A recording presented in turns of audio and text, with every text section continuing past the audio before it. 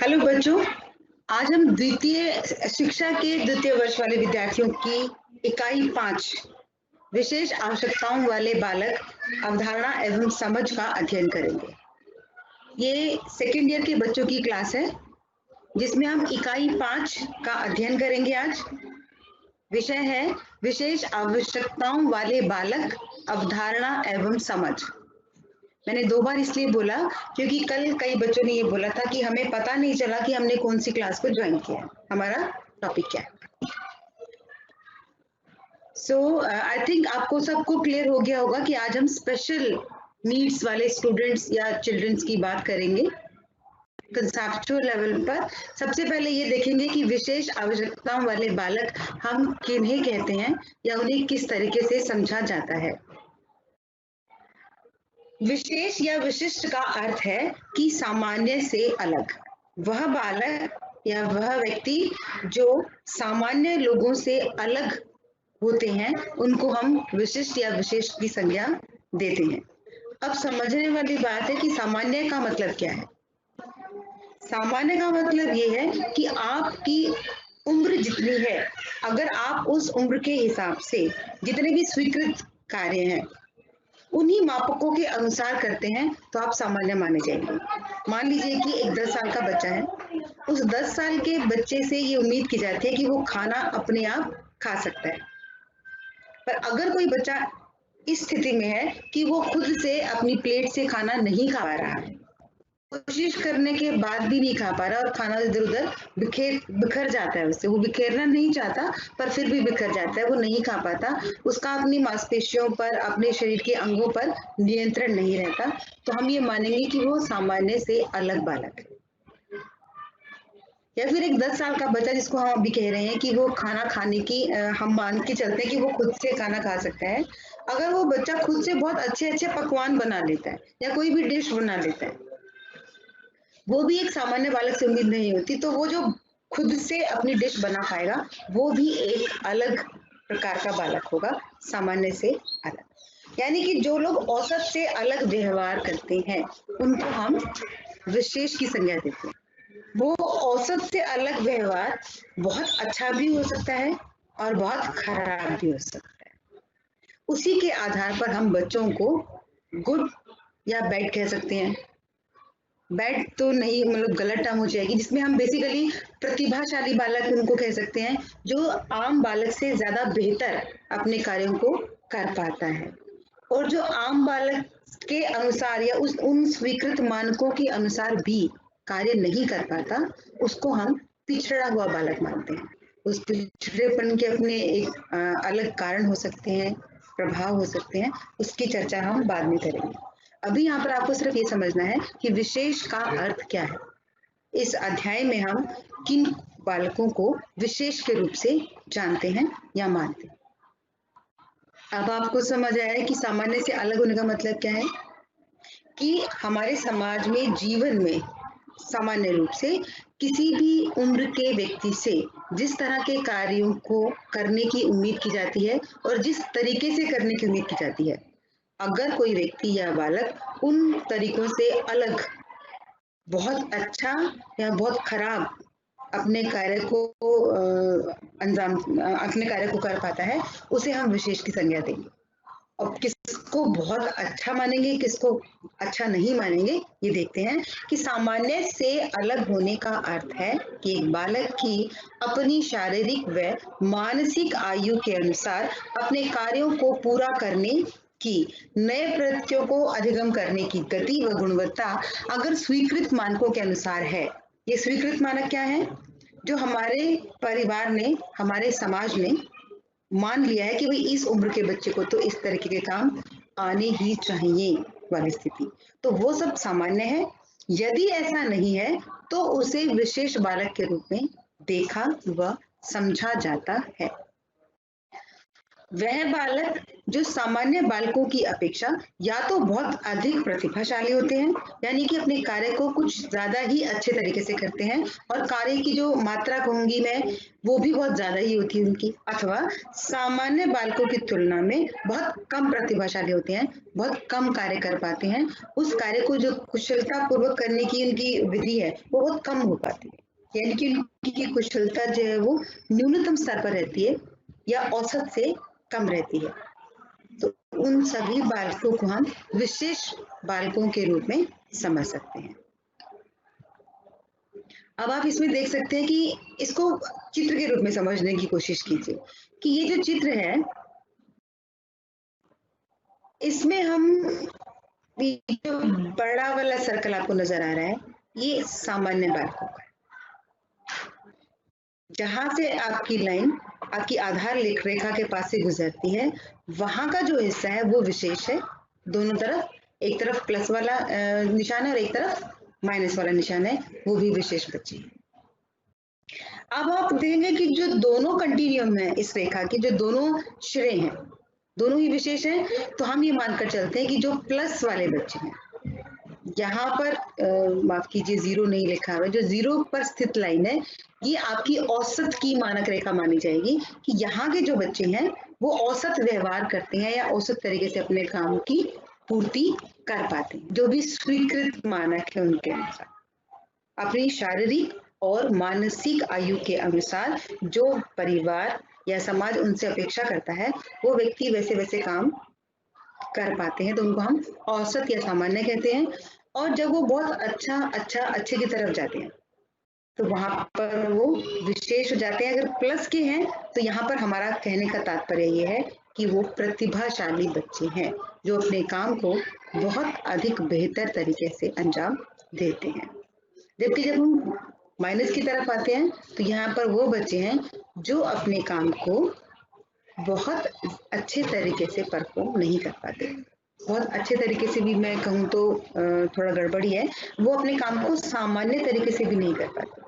जैसे कि मैंने अभी थोड़ी सी देर पहले आपको उदाहरण दिया कि एक 10 साल का बच्चा अगर अपनी प्लेट से लेकर खाना नहीं खा पाता है तो हम ये मानते हैं कि उसमें कुछ प्रॉब्लम है, कुछ मानसिक नियंत्रण की कमी हो सकती है या फिर शारीरिक जो उसके अंग हैं उन पर उसके नियंत्रण की कमी इसमें हो सकती है।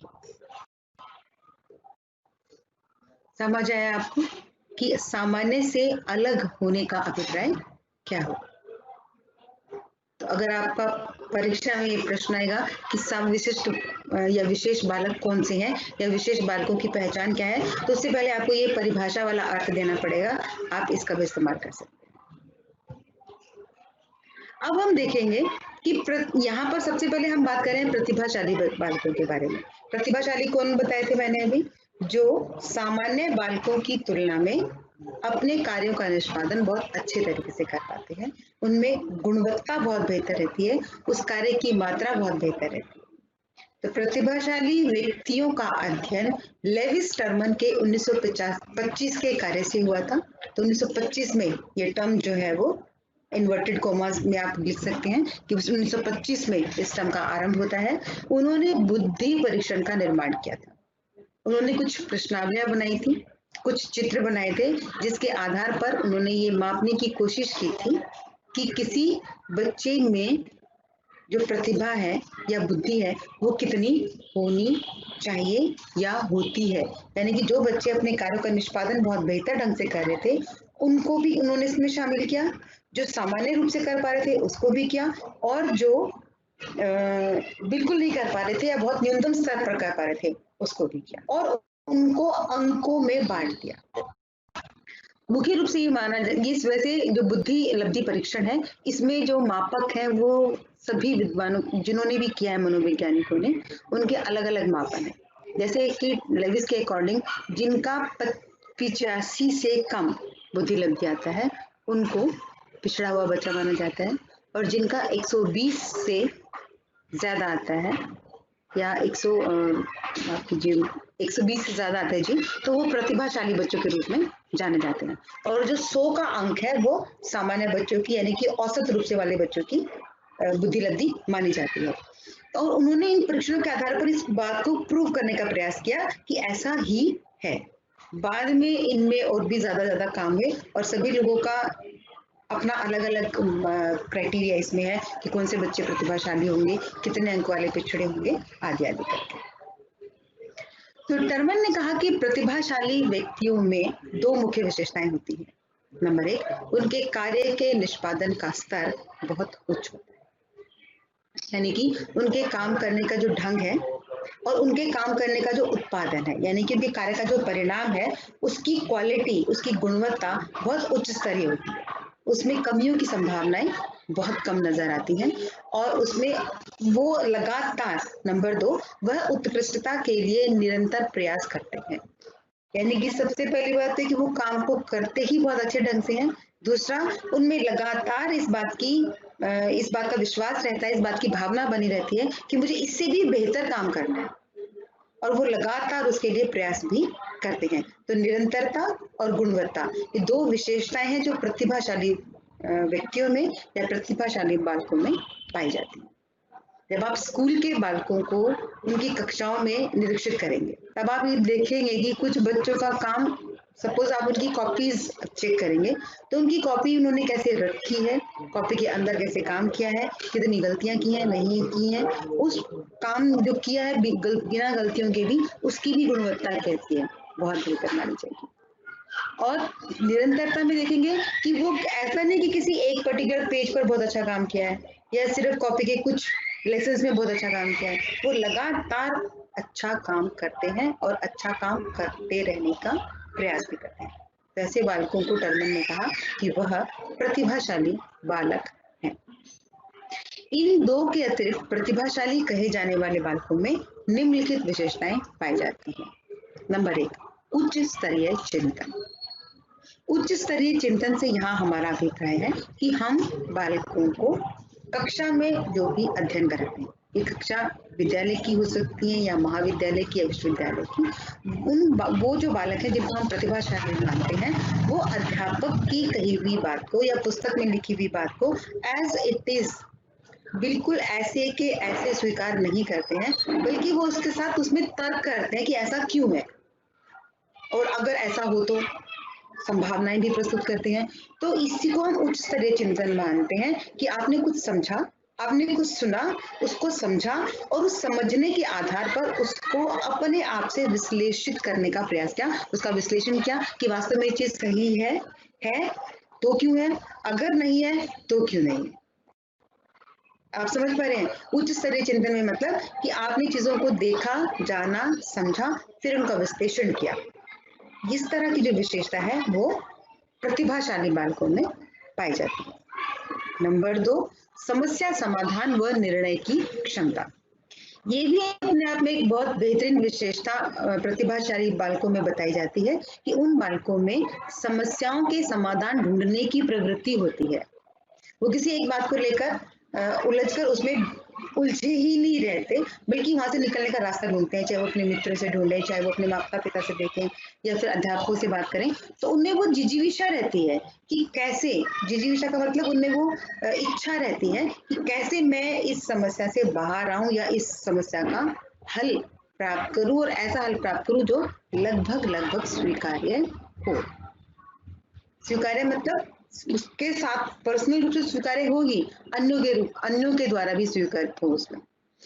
और निर्णय क्षमता इसके साथ हो कि जो उसने समस्या का हल ढूंढा है वो है ठीक है या गलत है, वो इस बात का निर्णय भी, इस बात की मतलब तसल्ली भी खुद से कर सकता है, दूसरों से करवा सकता है। ये विशेषता भी उस प्रतिभाशाली बालक में पाई जाती है। तो नंबर एक, सबसे पहले टर्मन ने क्या कहा कि उनके कार्य के निष्पादन का स्तर बहुत उच्च होता है। दूसरा, वो उस उच्चता को बनाए रखने के लिए या उस उत्कृष्टता के लिए निरंतर प्रयास करते हैं। तीसरा, आप इन सबको इकट्ठा करके, आप इन सभी पॉइंट्स को जो है इकट्ठा करके बात कर सकते हैं कि तीसरा, उच्च स्तरीय चिंतन, कि वो जिन बातों को देखते हैं, समझते हैं, उनका विश्लेषण करने का प्रयास करते हैं और उसमें अपनी तरफ से भी कुछ और जानकारियां ऐड ऑन करने की कोशिश करते हैं। नंबर 4, समस्या समाधान व निर्णय की क्षमता। मैं डिस्कस कर चुकी कि उनके सामने कोई भी प्रॉब्लम आती है चाहे वो कक्षा अनुशासन की है या कोई किसी प्रश्न को याद करने की है, वो उसकी संभावित चीजें जो है वो ढूंढने की कोशिश करते हैं कि कैसे इस काम को मैं बहुत जल्दी से इस समस्या को बहुत जल्दी से हल कर पाऊँ। तो सबसे पहले समस्या को आइडेंटिफाई कर लेते हैं, फिर वो समस्या किसके द्वारा किस किस के द्वारा हल मतलब उसको करने में उसको मदद मिल सकती है, उस बंदे को ढूंढते हैं, उस संसाधन को ढूंढते हैं और फिर उनसे इन चीजों को, ये सेकंड स्टेप हुआ कि वो संसाधन ढूंढ लेते हैं। तीसरा फिर उसके ऊपर काम करना शुरू करते हैं क्योंकि उनमें जिज्ञासा होती है कि हमें इसका समाधान ढूंढना ही है, थक कर बैठते नहीं या मतलब छोड़ते नहीं है चीजों को। और जब वो समाधान उनको मिल जाता है तो वो ये भी देखते हैं कि ये निर्णय कितना सही है कितना गलत है, फिर वो अपनी बात को ऑथेंटिक कर ले, एक प्रमाण के साथ प्रस्तुत भी करते हैं। तो समस्या समाधान और निर्णय क्षमता। नंबर 5 है ध्यान केंद्रण की उच्च क्षमता। उन प्रतिभाशाली बच्चे वो होते हैं जिनमें अपने ध्यान को केंद्रित करने की बहुत बेहतरीन क्षमता होती है। नंबर 1 तो वो जो चीज उनको बताई जाती है सिर्फ उसके बारे में चिंतन कर पाते हैं। नंबर 2 उस वस्तु या जो पत्य है आपका उस पर लंबे समय तक ध्यान केंद्रित कर सकते हैं। ये दो चीजें हैं कि पहले तो आप अपने आप को फोकस कर पाते हैं कुछ चीजों को लेकर। नंबर 2 उस फोकस का जो टाइम स्पैन है कि कितनी देर तक आप फोकस कर पाएंगे वो भी उनमें ज्यादा होता है। और यही एक कारण भी ये भी हो सकता है क्योंकि ध्यान केंद्रण की क्षमता बहुत उच्च है, इसीलिए वो अपनी समस्या पर ध्यान केंद्रित कर पाते हैं और जब तक उसका समाधान उन्हें नहीं मिलता तब तक वो उसके लिए प्रयासरत रहते हैं।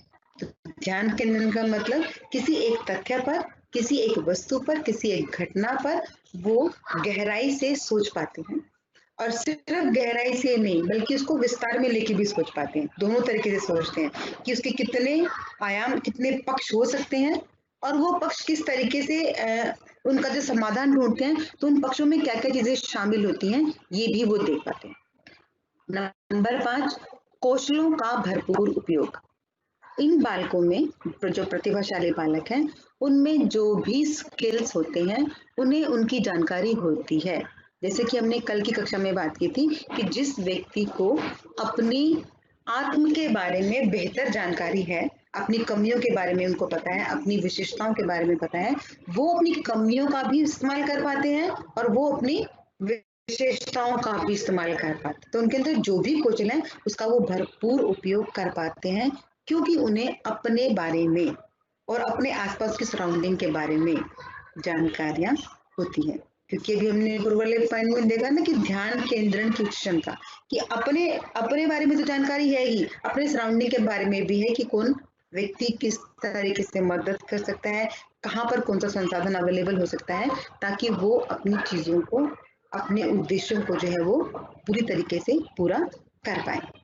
तो कौशलों के उपयोग में ये आएगा कि वो शारीरिक और मानसिक क्षमताओं का तो प्रयोग करते ही हैं, जमा यानी कि साथ में अपने भौतिक वातावरण में उपलब्ध संसाधनों का इस्तेमाल भी कर पाते हैं, चाहे वो अभिभावकों की मदद लेने से हो, चाहे वो अध्यापकों की मदद लेने से हो या फिर किसी अन्य प्रकार से। तो कौशलों का भरपूर उपयोग ऐसे बालक कर पाते हैं। आंतरिक रूप से अभिप्रेरित। जो प्रतिभाशाली बालक होते हैं वो अंदर से स्वप्रेरित होते हैं, उनको बार बार मोटिवेशन देने की जरूरत नहीं पड़ती, ना ही वो बार बार किसी दूसरे व्यक्ति की तरफ या किसी घटना की तरफ इस बात का प्रयास करते हैं कि कोई हमें मोटिवेट करे तभी हम काम करेंगे। क्योंकि अगर आप अपने आसपास देखेंगे, जैसे बहुत सारे लोग हैं जो बहुत अच्छी कहानी सुनकर या कोई बहुत अच्छी फिल्म देखकर या किसी बहुत अच्छे इंसान से मिलकर जो अच्छी बातें करता है वो आपको एक ऐसे सुनेंगे कि इसने तो मुझे बहुत मोटिवेट कर दिया, मुझे फलां फिल्म से बहुत ज्यादा मोटिवेशन मिल गया। जब आप किसी कहानी से, किसी घटना से, किसी व्यक्ति से मोटिवेशन लेते हैं तो वो थोड़े से वक्त के लिए होता है। जैसे ही वो याद उस फिल्म की या व्यक्ति की या घटना की आपके मस्तिष्क से थोड़ी धुंधली पड़ेगी, वैसे वैसे आपकी प्रेरणा भी कम होती जाती है और एक लेवल पर आकर वो समाप्त हो जाती है। लेकिन जो प्रतिभाशाली बालक है वो इस तरह के बाह्य मोटिवेशनों या बाह्य प्रेरकों से प्रेरित नहीं रहते। होता है उनका भी प्रभाव, लेकिन वो बहुत ज्यादा दीर्घकालिक नहीं होता, क्योंकि बेसिकली जो प्रेरणा होती है वो व्यक्ति के अंदर से होती है, और जो प्रतिभाशाली बालक है वो अपने मन से प्रेरित होते हैं कि मुझे बहुत अच्छा काम करना है, मुझे बहुत बेहतर काम करना है, मुझे इस तरीके से काम करना है कि ये चीज ऐसे हो जाए। तो वो अंदर की प्रेरणा है कि मुझे इस काम की प्रतिपूर्ति ऐसे करनी है। वो दूसरों को दिखाने के लिए काम को करने की प्रेरणा में नहीं होते हैं सामान्यतः। उनमें ये प्रेरणा होती है कि मैं जिस काम को कर रहा हूँ या कर रही हूँ वो अपने बेहतरीन रूप में कैसे पूरा होगा। तो इस तरह की जो भावना होती है वो आपकी आंतरिक अभिप्रेरणा होती है। अपने मन से आप मोटिवेटेड रहते हैं कि मुझे ये करना है, अब मुझे वो करना है, मुझे ये करना है। तो उनके मस्तिष्क में बड़ी लंबी प्लानिंग चलती रहती है, उनके पास प्लान्स होते हैं काम करने के। इसीलिए वो प्रतिभाशाली माने भी जाते हैं बेसिकली, क्योंकि उनके पास कभी वैक्यूम क्रिएट नहीं है। नंबर 6, अपने कार्य से आनंद की प्राप्ति।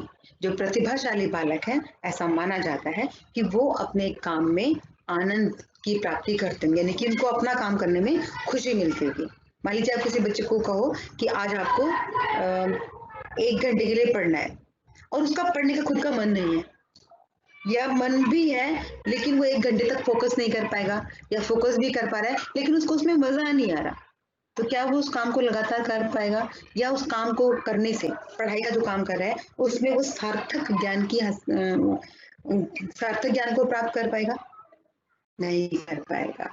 तो हम ये मानते हैं, और जो मनोवैज्ञानिक है वो भी ये मानते हैं कि जो व्यक्ति अपने काम को करने में खुशी महसूस करता है कि मुझे इस काम को करने में बहुत मजा आ रहा है, और वो बड़े मजे मजे में उस काम को करते हैं, तो उन कार्यों की जो गुणवत्ता है वो बहुत बेहतर मानी जाती है।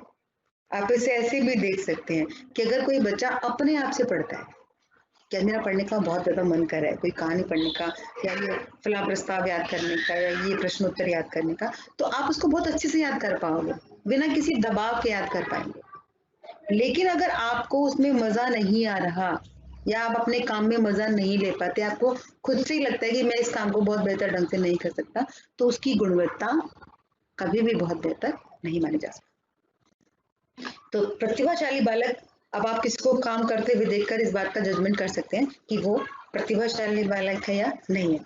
लेकिन यहाँ पर आपको एक बात और भी समझनी चाहिए कि प्रतिभाशाली, एक दिन अपने काम को आनंद से करने वाला व्यक्ति प्रतिभाशाली नहीं माना जाए। ये एक निरंतरता है, एक कंटिन्यूटी है। मतलब आपको अपने काम को करने में मजा आएगा, आता ही रहेगा। आप कोई भी काम कर रहे हैं, आप उसमें मस्त जाते हैं, आपको खूब मजा आता है कि उस काम को करने में, तो ये मानेंगे हम कि आप प्रतिभाशाली हैं।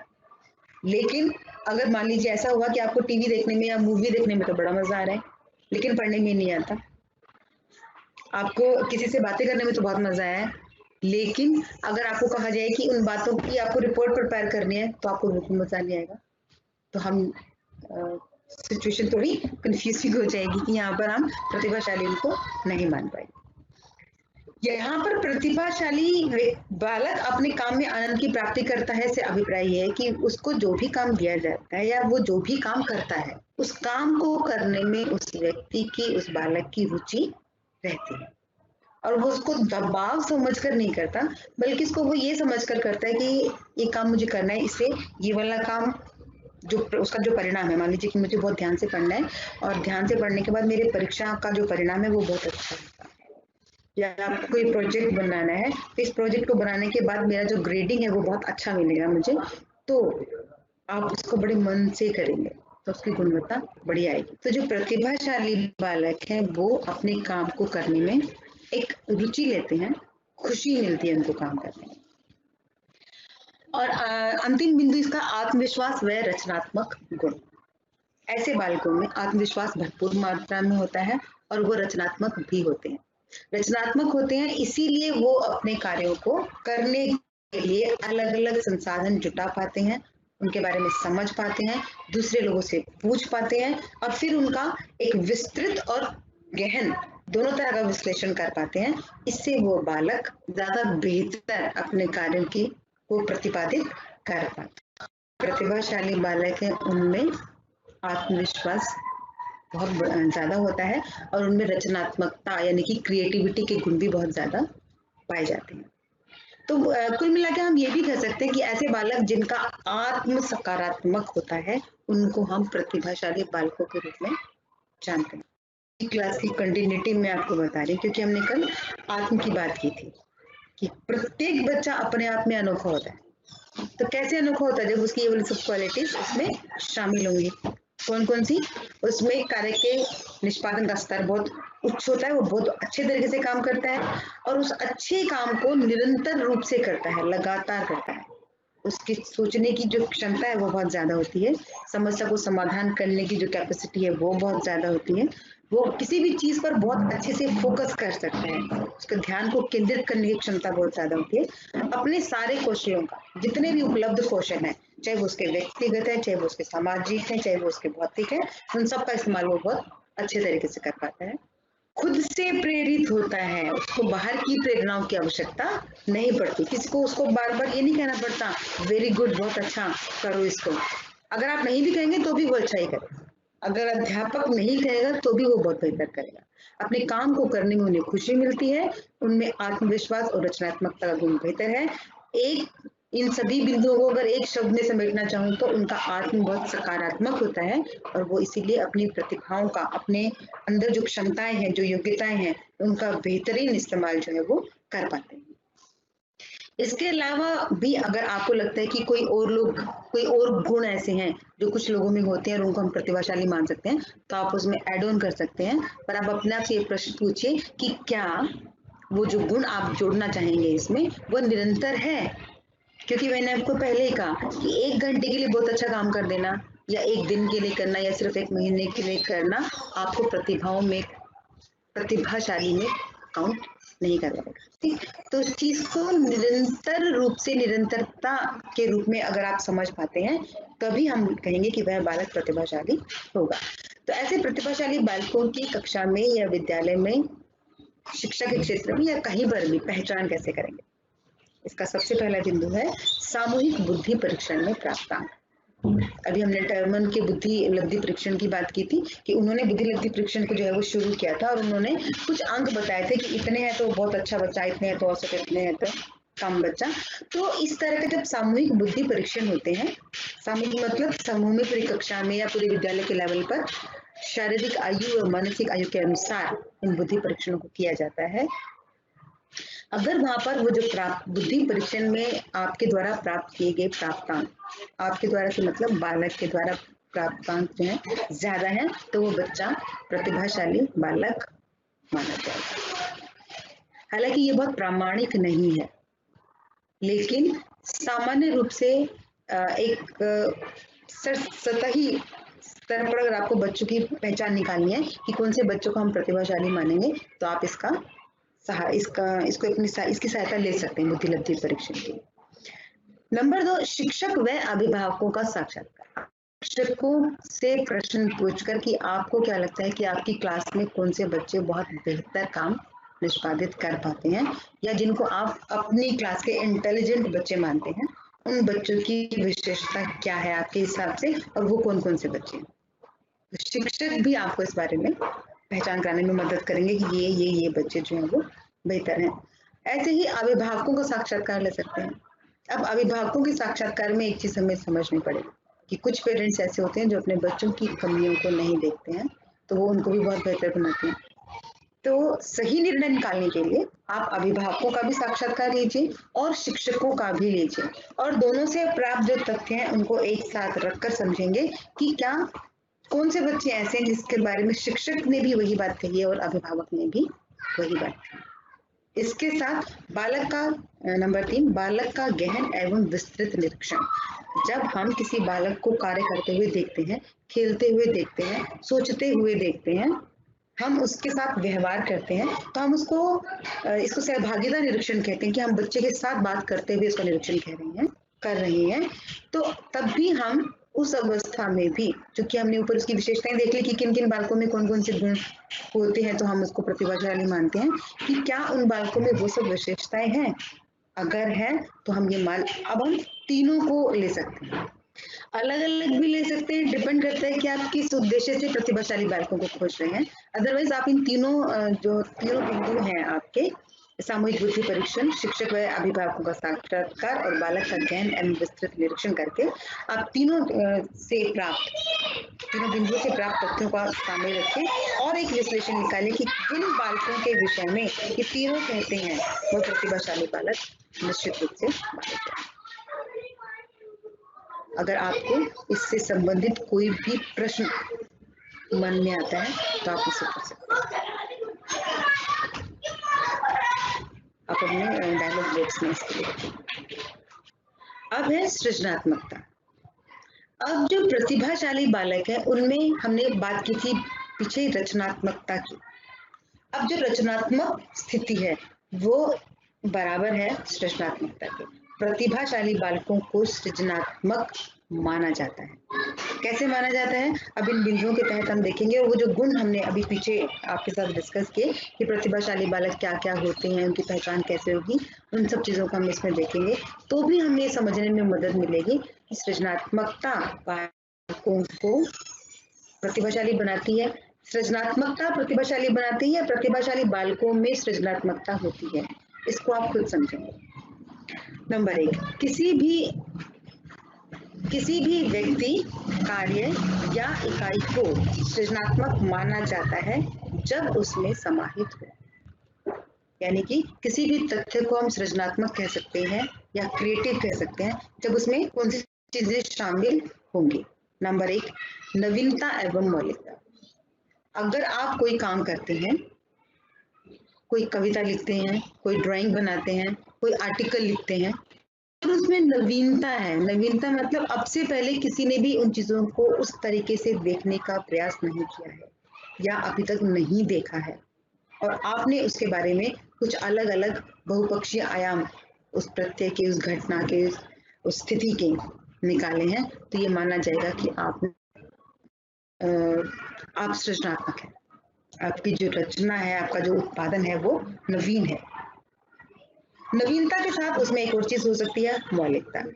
इस पर सबका अपना अपना एक पक्ष हो सकता है कि किसको आप सृजनात्मक मानेंगे, किसमें नहीं मानेंगे। कई बार ये होता है, मौलिकता का मतलब बता देती हूँ आपको यहाँ पर। मौलिकता का अर्थ है जो अब तक किसी के भी द्वारा सृजित नहीं किया गया है, वो मौलिक। और नवीनता कि किसी ने सृजित तो कर दिया है लेकिन आपने उसमें कुछ नया जोड़ दिया है, उसको किसी नए दृष्टिकोण से देखने की कोशिश की। तो जो नवीन दृष्टिकोण से देखने का प्रयास है वह भी सृजनात्मक है। और जो बिल्कुल सारी अभी तक किसी ने भी उस चीज के बारे में ऐसे नहीं ढूंढा और आपने उसको खोज लिया है, वो मौलिकता भी है। दोनों ही गुण होते हैं किसी वस्तु में, तो ये माना जाएगा कि आपने जो उत्पादन किया है, आपने जो क्रिएशन किया है वो रचनात्मक है। नंबर 2, सृजनात्मकता लक्ष्य निर्देशित क्रिया है। लक्ष्य निर्देशित क्रिया से हमारा अभिप्राय है कि जब कोई व्यक्ति प्रतिभाशाली, क्योंकि हम बार बार मैं आपको जब शुरू किया तभी कहा था कि सृजनात्मकता प्रतिभाशालीता है या प्रतिभाशालीता सृजनात्मकता है, कि जब कोई प्रतिभाशाली बालक कुछ सृजनात्मक कर रहा होगा तो क्या उसमें एक और चीज क्या होनी चाहिए कि वो लक्ष्य निर्देशित क्रिया होगी।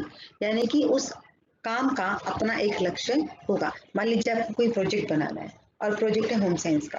होम साइंस के प्रोजेक्ट में बेसिकली होता है कि आपको फूड रेसिपीज की फाइल बनानी होती है। तो आपका एक लक्ष्य है कि मुझे फूड रेसिपीज की फाइल को बहुत सुंदर और अट्रैक्टिव बनाना है ताकि मार्क्स बहुत अच्छे से लगे। इसी तरह कोई मिट्टी की मूर्त बनाने, तो आपके दिमाग में ये चीज होती है ये उस चीज की मूर्त बनेगी। आप हवा में काम करना शुरू नहीं करते जब आप सृजनात्मकता की बात करें। हवा में काम शुरू किया और कुछ नया क्रिएट हो गया तो वो आपका आविष्कार हो जाएगा। आविष्कार सृजनात्मक हो सकता है लेकिन हर बार ऐसा हो ये जरूरी नहीं है। लेकिन सृजनात्मकता में जब हम शिक्षा के क्षेत्र में सृजनात्मक क्रिया की बात कर रहे हैं तो वो लक्ष्य निर्देशित होगी कि आपके पास एक निश्चित उद्देश्य होता है, एक लक्ष्य होता है कि मुझे इस चीज को इस तरीके से करना है, इस चीज की प्राप्ति करनी है, किस तरीके से करना है वो आपकी सृजनात्मक। क्योंकि किसी भी कार्य को करने के किसी भी व्यक्ति के अलग अलग तरीके हो सकते हैं। ठीक, तो सबसे पहले सृजनात्मक होने के लिए क्या आवश्यकता है कि नवीनता होनी चाहिए और मौलिकता होनी चाहिए। सिर्फ नवीनता होगी तो भी सृजनात्मक हो सकती है, सिर्फ मौलिकता होगी तो भी सृजनात्मक होगा। अगर ये दोनों है तो भी बेहतर है, क्योंकि मौलिक होगा तो वो नवीन अपने आप ही हो जाए। सभी मौलिक चीजें या मौलिक क्रिएशंस नवीन होते हैं, पर सभी नवीन क्रिएशंस मौलिक नहीं होते। ठीक। लक्षण निर्देशित तीसरा है अभिसारी व अपसरण चिंतन। सृजनात्मक होने की क्रिया में दोनों तरह के चिंतन शामिल होते हैं, अभिसारी भी और अपसरण चिंतन भी। अभिसारी चिंतन का मतलब है कि आपके पास बहुत सारी चीजें हैं, बहुत सारे संसाधन हैं, बहुत सारे प्रत्यय हैं, आपने उन सब का अध्ययन करके उसमें से जो बेस्ट है, जो आपके लक्ष्य की प्राप्ति में सहायक है, उनको इकट्ठा करना शुरू किया है धीरे धीरे, और फिर उनको इकट्ठा करके एक विशेष रूप में निर्मित कर दिया है, उसको अभिसारी कहते हैं। यानी कि बहुत सारे संसाधनों में से छाट छाट कर आप सिर्फ वो चीजें लेते हैं गुणवत्ता के आधार पर और अपने लक्ष्य की पूर्ति के आधार पर जो उसकी लिए जरूरी है, तो अब हम उसको अभिसारी चिंतन कहते हैं। आप समझ रहे हैं? अभिसारी का मतलब बहुत फैला हुआ है चीजें और आपने उनको इकट्ठा करना शुरू किया। अपसरण चिंतन का मतलब है कि आपके पास एक बिंदु है, आपके पास एक समस्या है, आपके पास एक लक्ष्य है और आपको ये कहा गया है कि इस कार्य को करना है। तब आप उसके पक्षों को देखना शुरू करते हो कि इस, मान लीजिए आपको जैसे अभी एग्जांपल दिया था मैंने कि आपको गृह विज्ञान की प्रोजेक्ट फाइल बनानी है। अपसरण चिंतन में क्या करेंगे? गृह विज्ञान एक शब्द हो गया, फाइल बनानी है, फूड रेसिपीज बनानी है। कौन सी फूड रेसिपीज लेनी है? एक पक्ष हो गया, मान लीजिए वेज और नॉन वेज की बात है, तो फिर वेज में क्या क्या आएगा? वो प्रोटीन्स वाली डिश होंगी, कार्बोहाइड्रेट्स वाली होंगी, फैट्स वाली होंगी, इस तरीके से उसको बार बार करेंगे। फिर प्रोटीन्स वाली में क्या क्या चीजें शामिल होंगी, यानी कि आपके पास अपसरण चिंतन के तहत एक तथ्य, एक समस्या या एक उद्देश्य होता है जिसको प्राप्त करने के लिए आप उसके आप पक्षों को देखते देखते उसका विस्तार करना शुरू करते हैं और अंततः आप उस लक्ष्य को या उस उद्देश्य को प्राप्त कर लेते हैं। तो अभिसारी में क्या होता है कि बहुत सारे संसाधनों में से आपको समेट समेट कर अपने उद्देश्य की पूर्ति करनी है। अपसरण में आपके पास उद्देश्य जो है एक समस्या के रूप में या एक उद्देश्य के रूप में, और वहां से आप उस बिंदु के आधार पर अपने उद्देश्यों को प्राप्त करने के लिए विविध संसाधनों या प्रक्रियाओं की खोज करते हैं। तो ये गुण भी प्रतिभाशाली बालकों में सृजनात्मकता के तहत होता है कि वो चीजों को किसी भी एक चीज को बहुत विस्तार से भी देख लेते हैं और बहुत सारी चीजों को भी एक बिंदु के तहत समझ सकते हैं, उसकी समानता या उसकी असमानता में लेकर। आई थिंक आपको समझ आ गया होगा अभिसारी व अपसरण चिंतन। अगला पॉइंट है अधिक सार्थक ज्ञान, अधिक रचनात्मकता। अगर बालक को या व्यक्ति को जो ज्ञान है, कोई जानकारियां हैं, वो सार्थक है, तो उसके रचनात्मक होने की संभावनाओं का होना ज्यादा वो माना जाएगा, मतलब उसमें ज्यादा संभावनाएं होंगी रचनात्मक होने की। सार्थक ज्ञान का अभिप्राय ये है कि मान लीजिए आपको एग्जाम्पल देती हूँ मैं कि आप सपोज प्राइमरी स्कूल में है और आपको वर्णमाला का ज्ञान है। अब उस वर्णमाला को जोड़ने का भी ज्ञान है आपको, आप उसको पढ़ पाते हैं, लेकिन पढ़कर समझने की क्षमता नहीं है। तो आप कितनी भी कहानियां पढ़ लीजिए, आप कितनी उसमें कुछ भी लिख लीजिए या कितनी भी कहानियां सुन लीजिए, समझ लीजिए, सुन लीजिए, आप में नई कहानी की रचना करने की क्षमताओं का विकास नहीं हो पाए। वो कब होगा? जब आप पढ़कर समझने की स्थिति में होंगे या जब आपको वो जो चीजें आपने पढ़ी हैं उनके विविध आयामों को आपके साथ डिस्कस किया गया होगा, तब आपका ज्ञान सार्थक होगा। सार्थक ज्ञान वो होता है कि हमारे पास हमने जितनी भी जानकारियां अधिगमित की, जितनी भी जानकारियां हमने समझी हैं, उन जानकारियों को हम अपने जीवन की स्थितियों में प्रयोग कर पाते हैं, तो वो सार्थक होंगी। अगर उनका जीवन की स्थितियों में इस्तेमाल नहीं किया जाता, अपनी समस्याओं के समाधान में हम उन चीजों का प्रयोग नहीं कर पाते, तब हम ये मानकर चलते हैं कि हमारा ज्ञान सार्थक नहीं। और सार्थक होगा भी कैसे? अगर आपको कोई, जैसे हमने कहा कि आपको पढ़ना आ गया लेकिन आप पढ़कर समझ नहीं पा रहे, तो आप कुछ भी पढ़ लीजिए,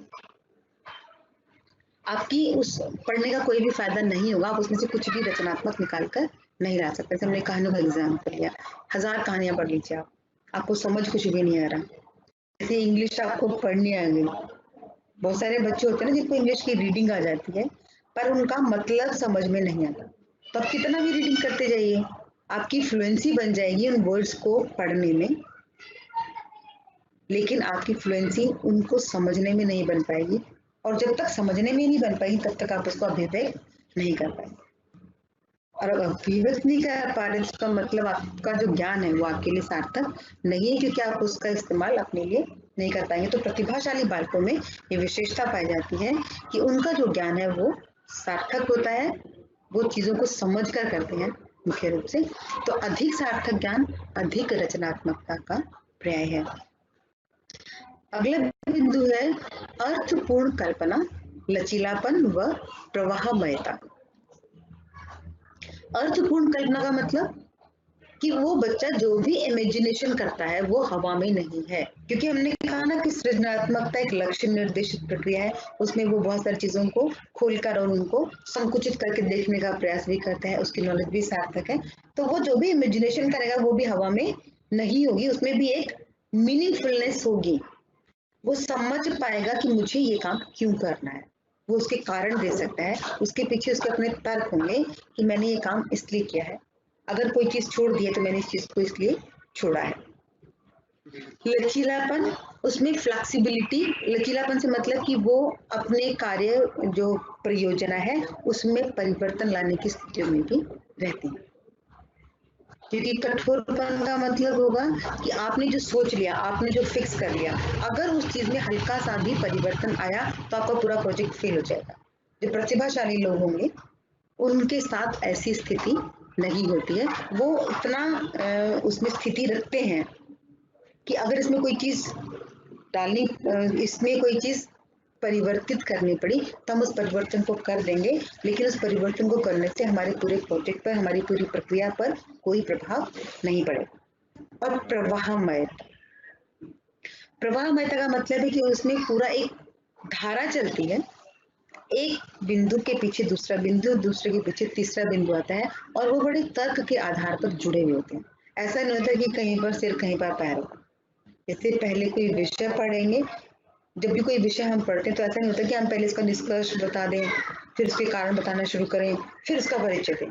नहीं, किसी विषय को पढ़ने का पहले इसका विषय, फिर उसका परिचय, फिर उसके कारण, फिर उसके प्रभाव, और निष्कर्ष है वो अंत में आएगा। तो जो प्रतिभाशाली लोग होंगे वह जब अपना कार्य करते हैं तो सृजनात्मकता के तहत उनमें प्रवाहमयता पाई जाती है, और ये जो प्रवाहमयता है वो उस कार्य को समझने में उनकी भी मदद करती है, और जो दूसरा व्यक्ति इसको देखेगा उसको भी वो चीज बेहतर रूप से समझ आएगी।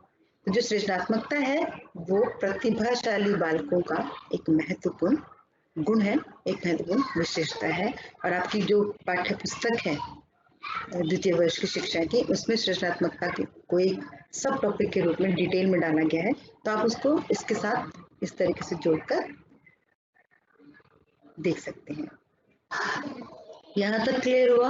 अभी तक हमने इस अध्याय के जो एक पक्ष था प्रतिभाशाली बालक, उनके बारे में समझने का प्रयास किया कि प्रतिभाशाली बालक कौन होते हैं, प्रतिभाशाली बालकों की क्या विशेषताएं होती हैं, प्रतिभाशाली बालकों की क्या पहचान होती है, और जो प्रतिभाशाली बालक हैं वो अपने कार्य को किस तरीके से करते हैं, उनके द्वारा किए गए कार्य में किस तरह की विशेषताएं पाई जाती हैं।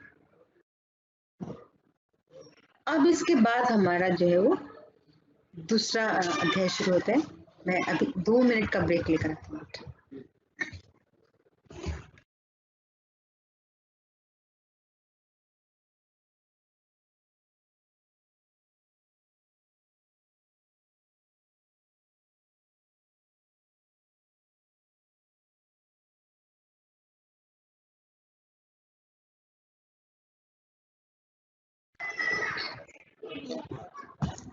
हेलो, अब हम इस अध्याय का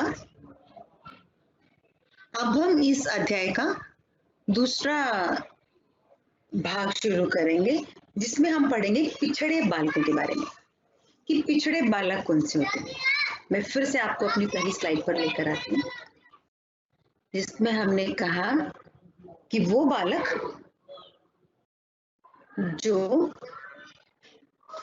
नए प्रत्ययों को अधिगम करने, देखिए यहाँ से मैं नए प्रत्ययों को अधिगम करने, नए प्रत्ययों को अधिगम करने की गति व गुणवत्ता स्वीकृत मान, यदि किसी बच्चे की नए प्रत्यय को अधिगम करने की गति व गुणवत्ता स्वीकृत मानकों के अनुसार है तो वह सामान्य है। इस बात को आपको बहुत अच्छे से समझ लेना है कि कोई भी बालक अगर अपनी शारीरिक और मानसिक आयु के अनुसार निर्धारित कार्यों को स्वीकृत मानकों के अनुसार कर पाता है तो वो सामान्य है, और जो भी इन स्वीकृत मानकों के अनुसार व्यवहार नहीं कर पाते, कार्य नहीं कर पाते, नहीं सोच पाते, वो विशेष बात है। तो पिछड़े बालक कौन से बालक हुए? वो बालक जो अपनी शारीरिक और मानसिक आयु के अनुसार अपने कार्यों को सामान्य स्वीकृत मानकों के अनुरूप नहीं कर पाते हैं, उनको हम पिछड़े बालकों के रूप में जानते हैं। मुख्य रूप से जो पिछड़े बालक है इनको हम बुद्धि के स्तर पर कहते हैं कि ये मंद बुद्धि है, इनमें बुद्धि का स्तर जो है वो थोड़ा सा कम होता है, इसीलिए वो पिछड़े बालक है। आपने अपनी कक्षाओं में देखा भी होगा कि कुछ बच्चे हैं जिनको अध्यापक बार बार कोई चीज समझाते हैं पर वो नहीं समझ पाते, वो कार्य को उस तरीके से नहीं कर पाते जिस तरीके से उनको करने की अपेक्षा है, और जो जिस तरीके से उनको सिखाया जाता है कि बच्चा आपको ये काम ऐसे करना है, वो नहीं पकड़ पाते उन चीजों को। ऐसे बालकों को हम पिछड़े बालकों के रूप में जानते हैं। हर कक्षा में पाए जाते हैं, हर घर में भी। अगर तुलनात्मक रूप से देखें 3 बच्चे हैं तो एक अच्छा होगा और एक बहुत अच्छा होगा और एक थोड़ा सा कम अच्छा। तो इन बालकों की विशेषता क्या होती है?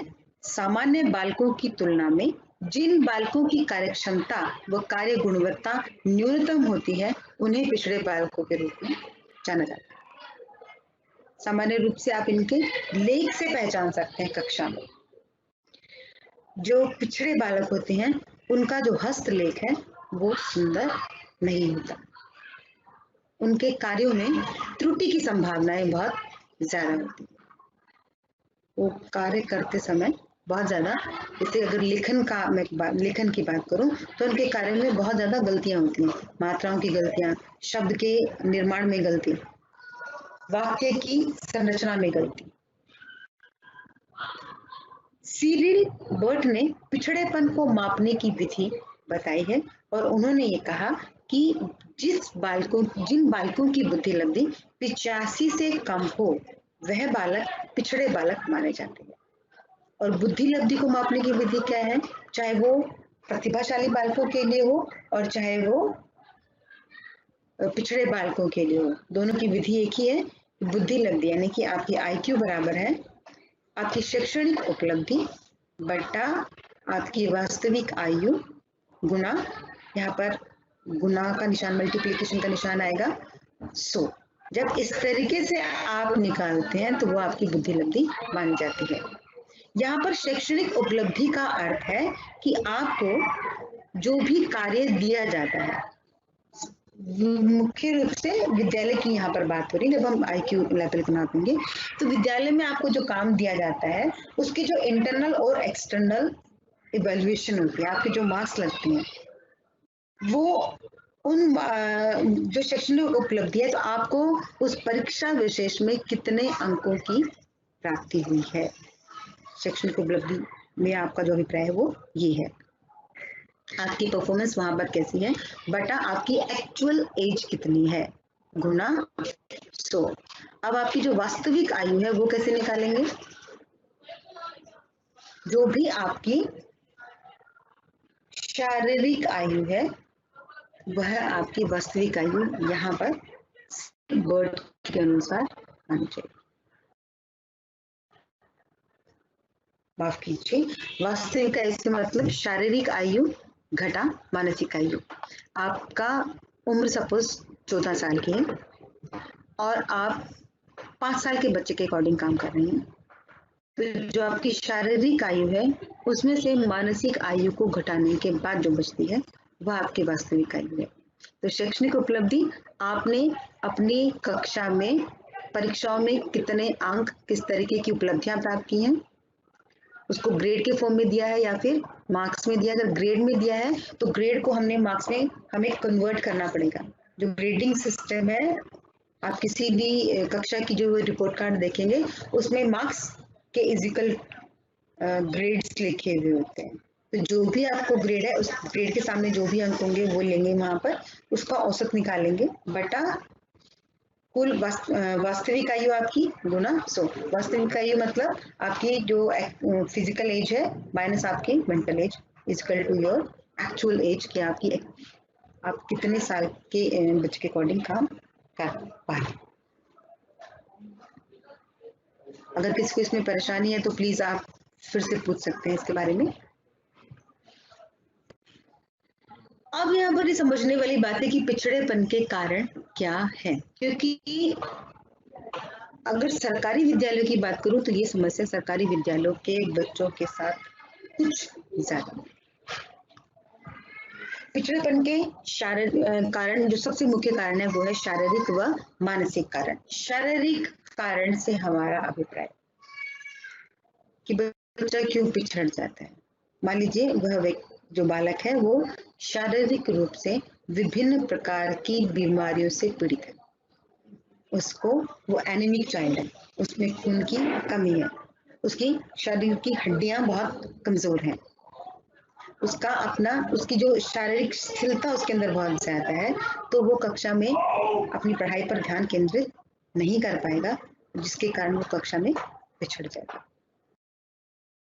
शारीरिक जो पिछड़ापन है उसका कारण मुख्य रूप से उस बच्चे की जो परिवार की आर्थिक स्थिति है वो हो सकती है, या फिर वो शारीरिक रूप से अपंगता का शिकार है, वो शारीरिक रूप से विकलांग है और उसकी विकलांगता बार बार उसको हैम्पर करती है, उसकी जो दैनिक क्रियाएं हैं कक्षा में, उसकी जो अधिगम क्रियाएं हैं उनको प्रभावित करती है, इसकी वजह से वो ध्यान से पढ़ नहीं पाता और वो कक्षा में पिछड़ जाता है। नंबर 2, शारीरिक कारण समझिए जो शरीर से संबंधित कारण है। अगर आपके शरीर में किसी भी तरह की कोई कमी है जिसके कारण आप अपनी शिक्षा पर ध्यान केंद्रित नहीं कर पाते हैं, तो आप कक्षा में पिछड़े हुए बालक के रूप में जाने जा सकते हैं। नंबर 2 है मानसिक कारण, कि आपकी जन्म के साथ ही या फिर जन्म के पश्चात किसी दुर्घटना का शिकार होने के कारण आपकी जो मानसिक क्षमताएं हैं वो खत्म हो जाती हैं या फिर बहुत कम हो जाती हैं, वो आपका मानसिक कारण, जिसमें जो IQ है वो अक्सर बहुत ज्यादा कम पाई जाएगी। तो ये दोनों बहुत अहम कारण है पिछड़ेपन के, इनके लिए विशेष रूप से ध्यान देने की जरूरत पड़ती है हमें। और शारीरिक कारणों में अगर बीमारी है या फिर कमजोरी है या फिर एनीमिक सिचुएशन है, इसमें खून की कमी कहते हैं हम इसको, तो उसको दूर किया जा सकता है कुछ भी संसाधन बच्चों को उपलब्ध करवाने के बाद। और अगर वो बालक किसी शारीरिक विकलांगता का शिकार है तो उसको अलग तरह की ट्रीटमेंट की जरूरत पड़ेगी।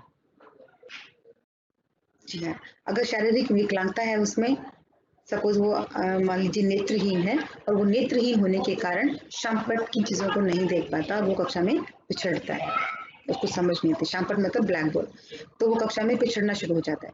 तो ऐसी स्थिति में जो अध्यापक है उसको उसके लिए प्रयास करना पड़ेगा। चलिए इसको बाद में देखेंगे, अभी आप सिर्फ इतना समझिए कि अगर शरीर में किसी कमी की वजह से आप अपनी शिक्षा पर, अपने अधिगम पर, अपने सीखने पर, पढ़ाई पर ध्यान नहीं दे पा रहे, तो वो आपकी पिछड़ेपन का शारीरिक कारण होगा। और अगर किसी मानसिक अक्षमता के कारण आपकी बुद्धि काम है या आपका नर्व सिस्टम बहुत ज्यादा कमजोर है उसकी वजह से ऐसा है, तो वो आपका मानसिक कारण है जिसकी वजह से आप कक्षा में पिछड़ सकते हैं। नंबर 2 आपके पिछड़ेपन के कारण परिवार व विद्यालय। परिवार पिछड़ेपन का कारण क्यों है? क्योंकि यदि आपका परिवार एक विखंडित परिवार है, मान लीजिए आपके परिवार में हर बार ऐसी स्थितियां रहती हैं जहां पर बहुत ज्यादा क्लेश रहता है, बहुत ज्यादा विघ्न रहते हैं, बच्चे के ऊपर कोई भी ध्यान अभिभावकों की तरफ से नहीं दिया जाता, तो ऐसा बालक भी अपनी कक्षा में अध्ययन पर ध्यान नहीं दे पाता और वो कक्षा में पिछड़ जाता।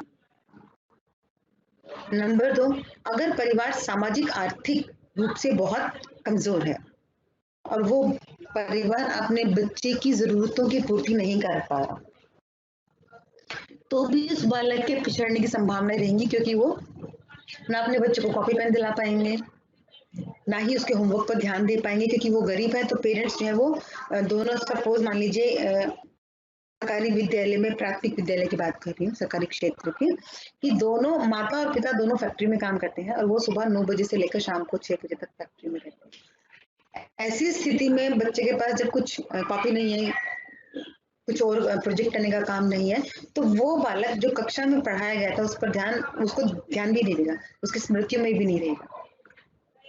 तो कक्षा में अगले दिन जब कक्षा में कुछ नया पढ़ाया जाएगा तो पहले वाला भूल चुका होगा, तो उसके पिछड़ने की संभावनाएं बढ़ जाएंगी। तो जो परिवार है, परिवार का स्तर, परिवार की स्थिति किस तरीके की है, वो भी बालक के पिछड़ेपन का एक बहुत बड़ा कारण हो सकता है। और अगर पिछड़ेपन के जो कारण है, इनको हम देखेंगे प्रतिभाशाली होने के कारण भी ये हो सकते हैं।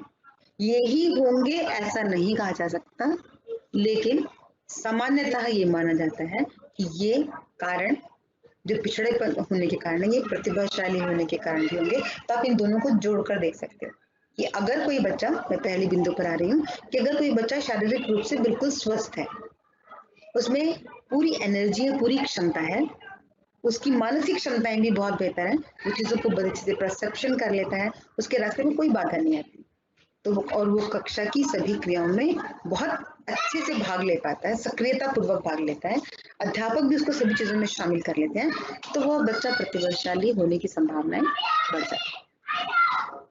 क्योंकि जब वो टीचर के साथ डायरेक्ट संवाद में है, वो जो टीचर अध्यापक कक्षा में करवा रहे हैं वो उसको सब समझ भी आता है, वो सब चीजें वो कर भी पाता है, तो उसका शरीर भी उसका साथ दे रहा है और उसकी जो मानसिक क्षमता है वो भी उसके साथ है, तो उसके प्रतिभाशाली होने की संभावनाएं बढ़ जाएंगी।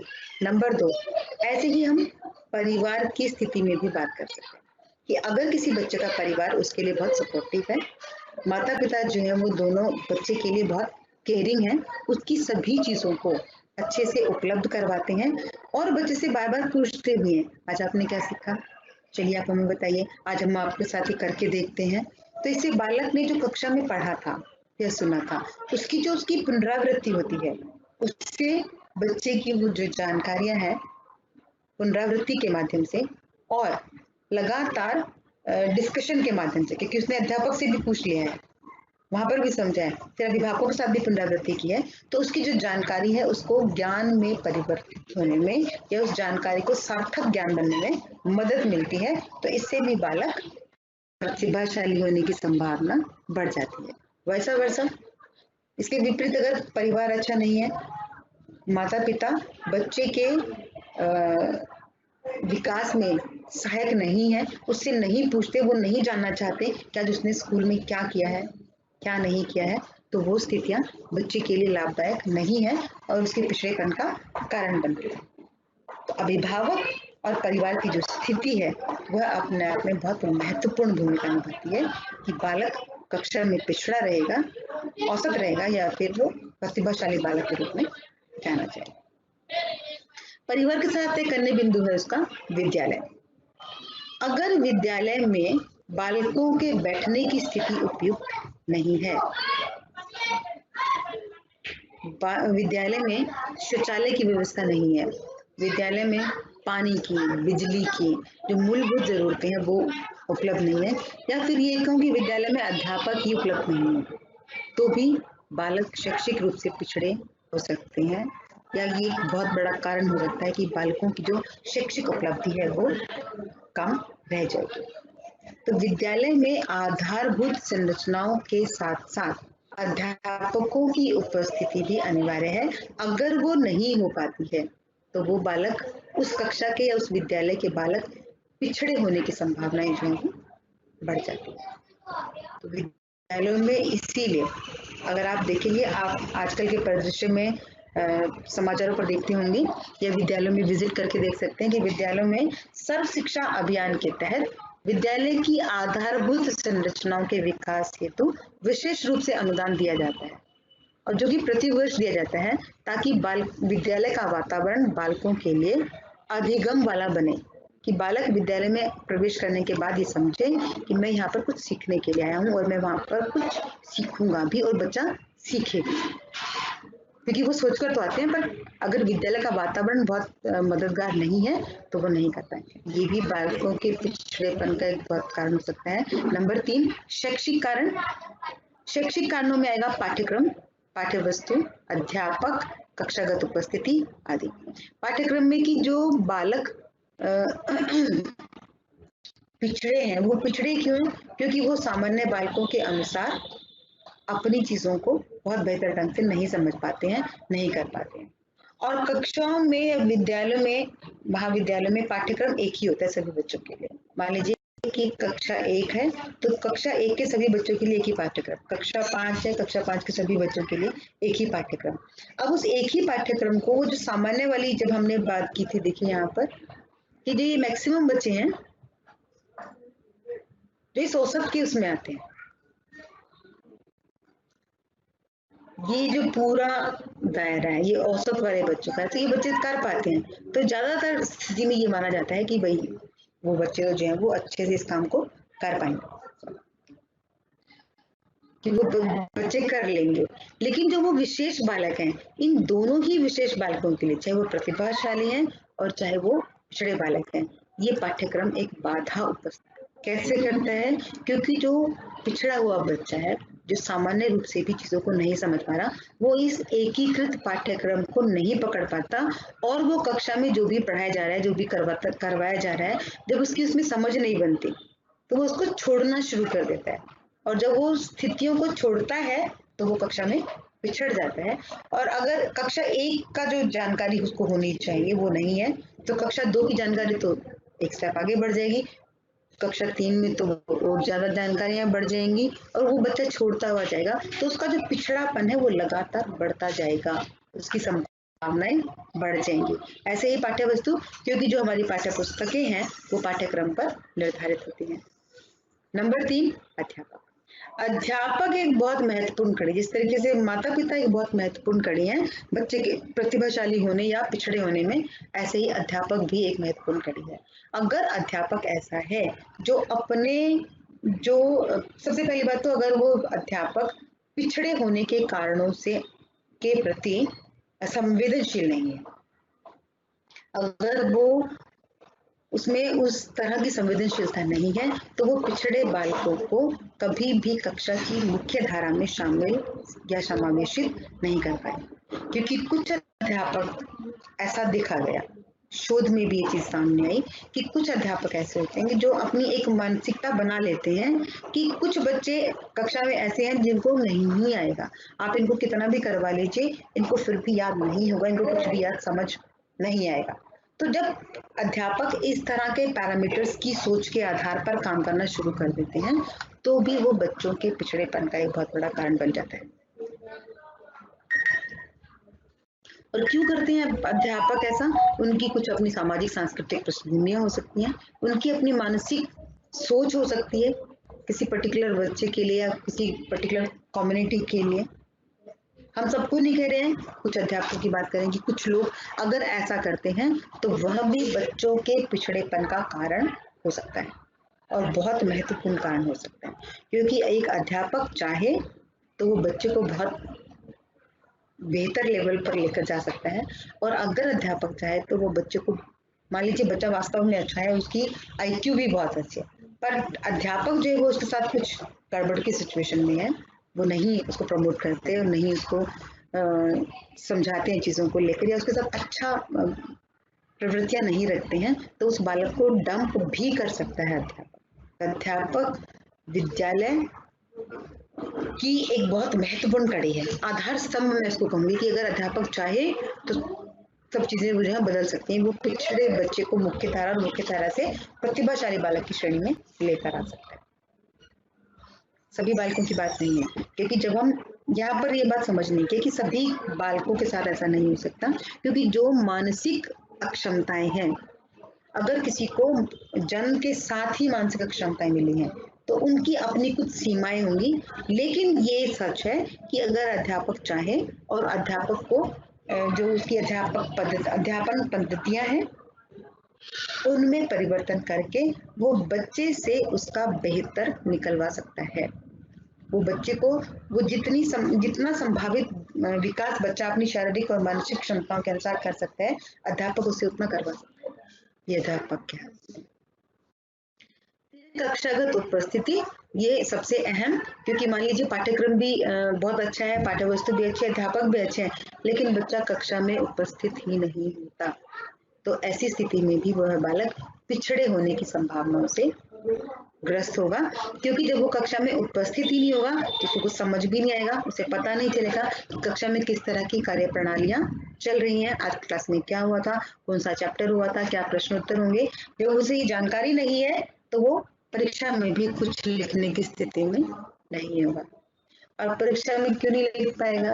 क्योंकि उसको जानकारी नहीं है, और जानकारी भी नहीं है, बेसिकली जानकारी नहीं कहेंगे, जानकारी भी नहीं है, तो उसका ज्ञान, उसको सार्थक ज्ञान होने की संभावनाएं जो है वो कक्षागत स्तर पर बात करें वो न्यूनतम हो जाती है। तो उसके मानसिक क्षमता और शारीरिक क्षमता होते हुए भी अगर बच्चा कक्षा में प्रेजेंट नहीं होता है तो उसके पिछड़े होने की संभावनाएं बढ़ जाती हैं।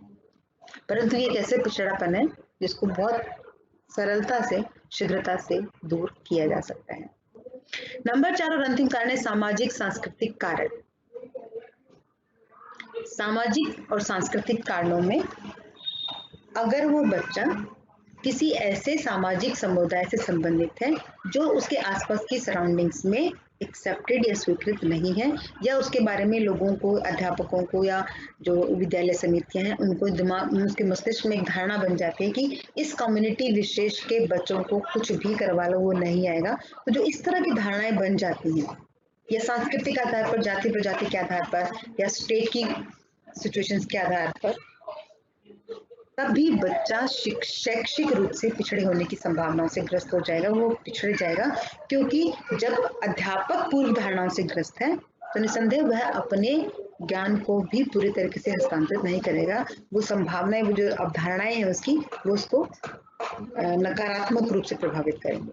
तो बच्चे के पिछड़ने के 4 महत्वपूर्ण कारण: शारीरिक व मानसिक, परिवार व विद्यालय, शैक्षिक कारण जिसमें पाठ्यक्रम, पाठ्यवस्तु, अध्यापक, कक्षागत उपस्थिति, और इसके अलावा बहुत सारी चीजें आ सकती हैं। मूल्यांकन जो पद्धतियां हैं, हमारी जो परीक्षा प्रणाली है, वो भी बच्चों के पिछड़े होने का बहुत बड़ा कारण है, क्योंकि ऐसी स्थितियां देखने में आई हैं कि कोई बच्चा परीक्षा में बहुत बेहतर नहीं कर पाता, वो फेल हो जाता है, तो हम ये मानते हैं कि वो बच्चा पिछड़ गया, क्योंकि वो पहली वाली कक्षा में ही पढ़ता है।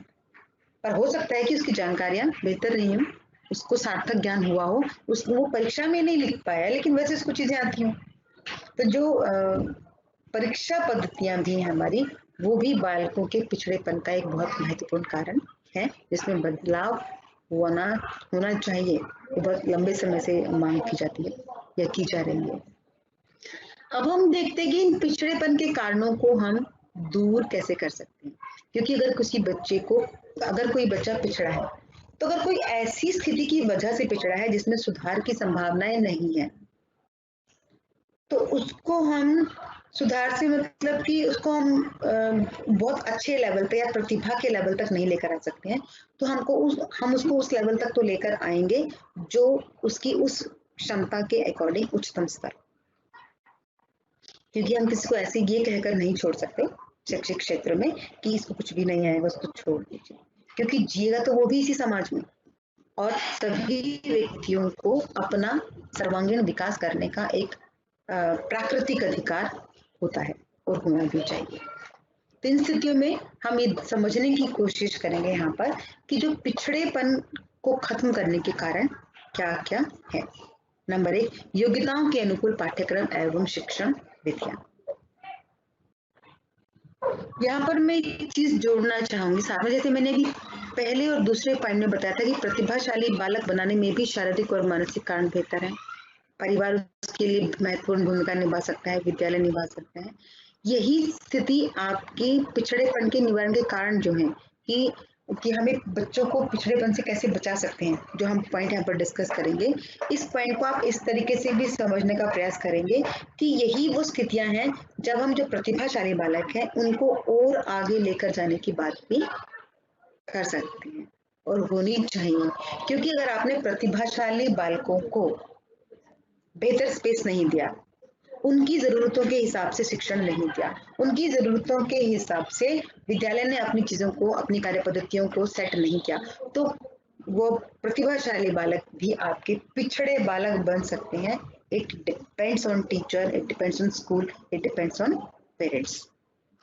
समझने की कोशिश करते हैं कि कैसे हम प्रतिभाशाली बालकों की प्रतिभा को आगे बढ़ाकर लेके जा सकते हैं और पिछड़े बालकों के पिछड़ेपन को खत्म कर सकते हैं या न्यूनतम कर सकते हैं। नंबर 1 है योग्यताओं के अनुकूल पाठ्यक्रम एवं शिक्षण विधियां। जो जो बालक पिछड़े हुए हैं, वो नहीं कर पाते, तो सबसे पहले हमें ये जानना है, किसी सपोज एक बच्चा है जिसको हम कक्षा में पिछड़े बालक की संज्ञा देते हैं, तो सबसे पहले हमें ये ट्रेस करना पड़ेगा। उपाय की बात कर रहे हैं, ये यहाँ पर एक शब्द जो है वो मिस टाइप है, यहाँ पर उपाय का है।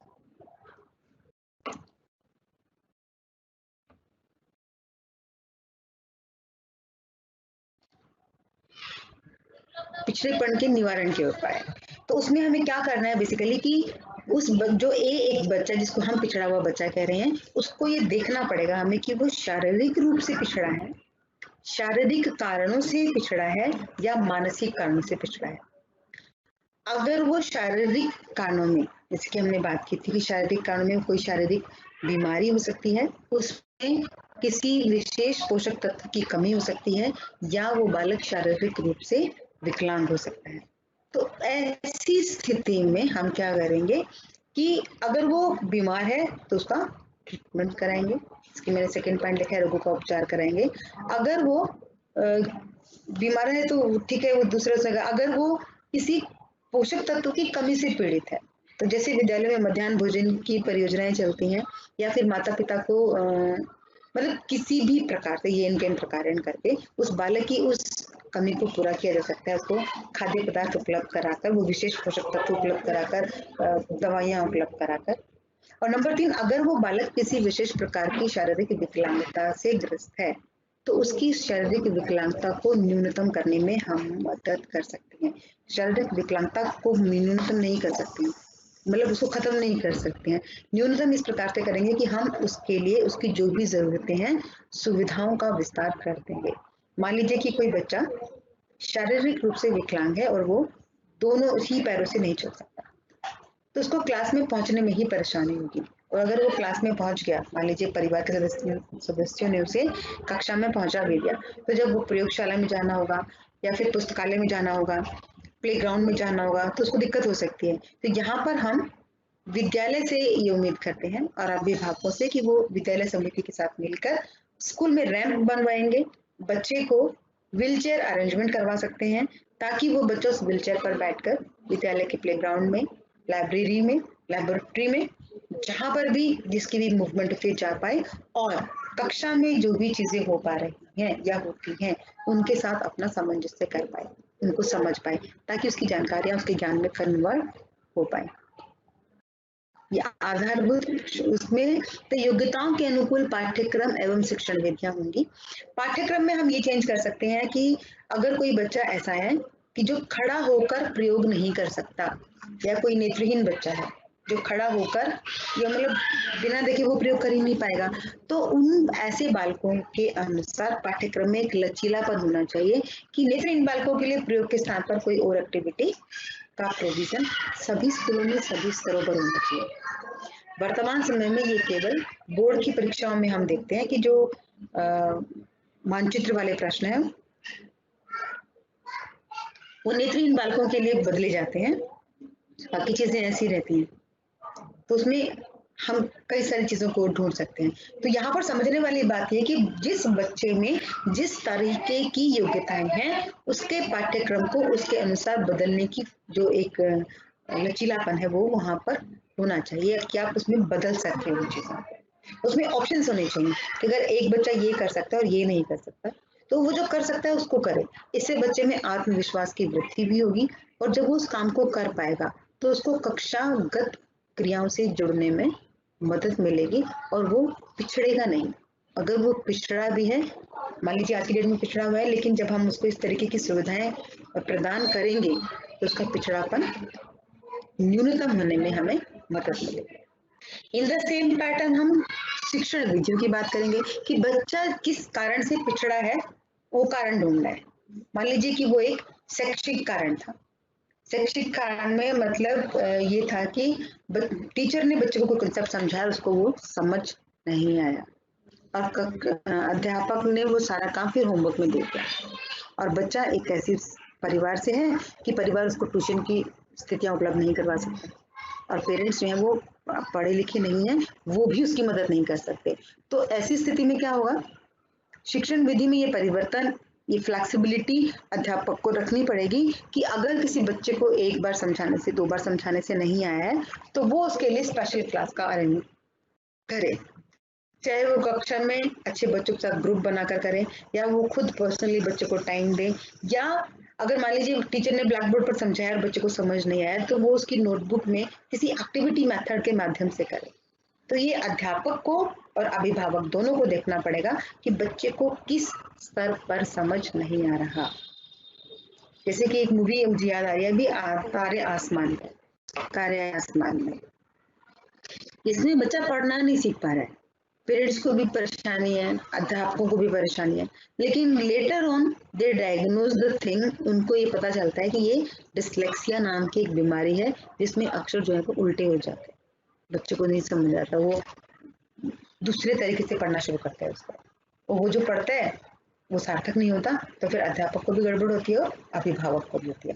तो ये पैटर्न्स ढूंढने पड़ेंगे कि बच्चे में पिछड़ेपन का कारण क्या है, कोई बीमारी है, कोई आदत है, या उसको वास्तव में समझ ही नहीं आ रहा, या अध्यापक की भाषा में प्रॉब्लम है, उसके वाक्य की संरचना में दिक्कत है, या खुद अध्यापक के ही कॉन्सेप्ट क्लियर नहीं है। क्योंकि अगर टीचर खुद से क्लियर नहीं है किसी कॉन्सेप्ट को लेकर, बच्चे की क्वालिटीज को जज करने को लेकर, तो भी बहुत बेहतर शिक्षण नहीं माना जा सकता, और ऐसी स्थिति में भी बच्चा कक्षा में पिछड़ेगा। ऐसी स्थितियां अगर हम इन चीजों को इम्प्रूव कर पाए, बच्चों की योग्यताओं के अकॉर्डिंग अपनी टीचिंग मेथड्स को, अपनी शिक्षण विधियों को चयन करें, और बच्चे की योग्यताओं के अनुसार ही जो बच्चा कर सकता है, मैं खाने की बात नहीं कर रही हूँ यहाँ पर, क्योंकि ये बहुत तार्किक सी बात है कि बच्चा तो हो सकता है, बच्चा बहुत कुछ करना चाहे, हो सकता है वो कुछ भी ना करना चाहे, तो चाहत नहीं, जो बच्चा अपनी शारीरिक और मानसिक क्षमताओं के अनुसार कर सकता है और जो स्कूल में रिक्वायर्ड है स्पेसिफिक पाठ्यक्रम में, उसमें एक फ्लेक्सिबिलिटी ये होनी चाहिए कि कुछ परिवर्तन टीचर अपने लेवल पर कर पाए, ताकि बच्चे के पिछड़ेपन के कारण को हम दूर कर पाए। दूसरा, रोगों का उपचार मैं ऑलरेडी बता चुकी है आपको, उस बच्चे को हॉस्पिटल में रिकमेंड किया जा सकता है, किसी डॉक्टर से दिखाया जा सकता है, अभिभावकों से इसके बारे में बात की जा सकती है कि कोई जेनेटिक रोग तो नहीं है। जैसे एक विद्यालय का बिल्कुल लाइव एग्जाम्पल है ये भी, कि बच्चा शुगर पेशेंट था और शुगर भी उसकी बहुत हाई लेवल की थी, 400 समथिंग, तो उसके मम्मी पापा ने टीचर से ये बात नहीं कही। अब होता क्या था, वो बच्चा उसका मन थोड़ा कमजोर था, या वो घर में बड़ा पैम्पर्ड चाइल्ड था, लेकिन पेरेंट्स ने टीचर को ये बात नहीं बताई थी, तो वो जब भी टीचर को कहती कि पढ़ लो, रोना शुरू करते थे। कक्षा 4th की बात है। तो मैम ने धीरे धीरे ये चीज मान ली कि इसको जब भी बोलेंगे तब तो इसने रोना ही है, जब भी कहेंगे तब तो इसको रोना ही है। तो एक बार डांटा, 2 बार डांटा, 3 बार डांटा, फिर तो टीचर्स ने उसको लीव कर दिया कि छोड़ने से नहीं कर। लेकिन सडनली किसी पीटीएम में जब बात हुई, उसकी जो बड़ी सिस्टर थी उसने आके बताया कि इसको शुगर, डायबिटीज की प्रॉब्लम है, बहुत हाई लेवल की है, इसीलिए इसको कुछ भी नहीं कहते। डॉक्टर ने इसको डांटने के लिए, कुछ स्कॉल करने के लिए भी मना किया है, तो मम्मी ने इसलिए नहीं बताया कहीं आप इसका स्कूल से नाम ना काट दो।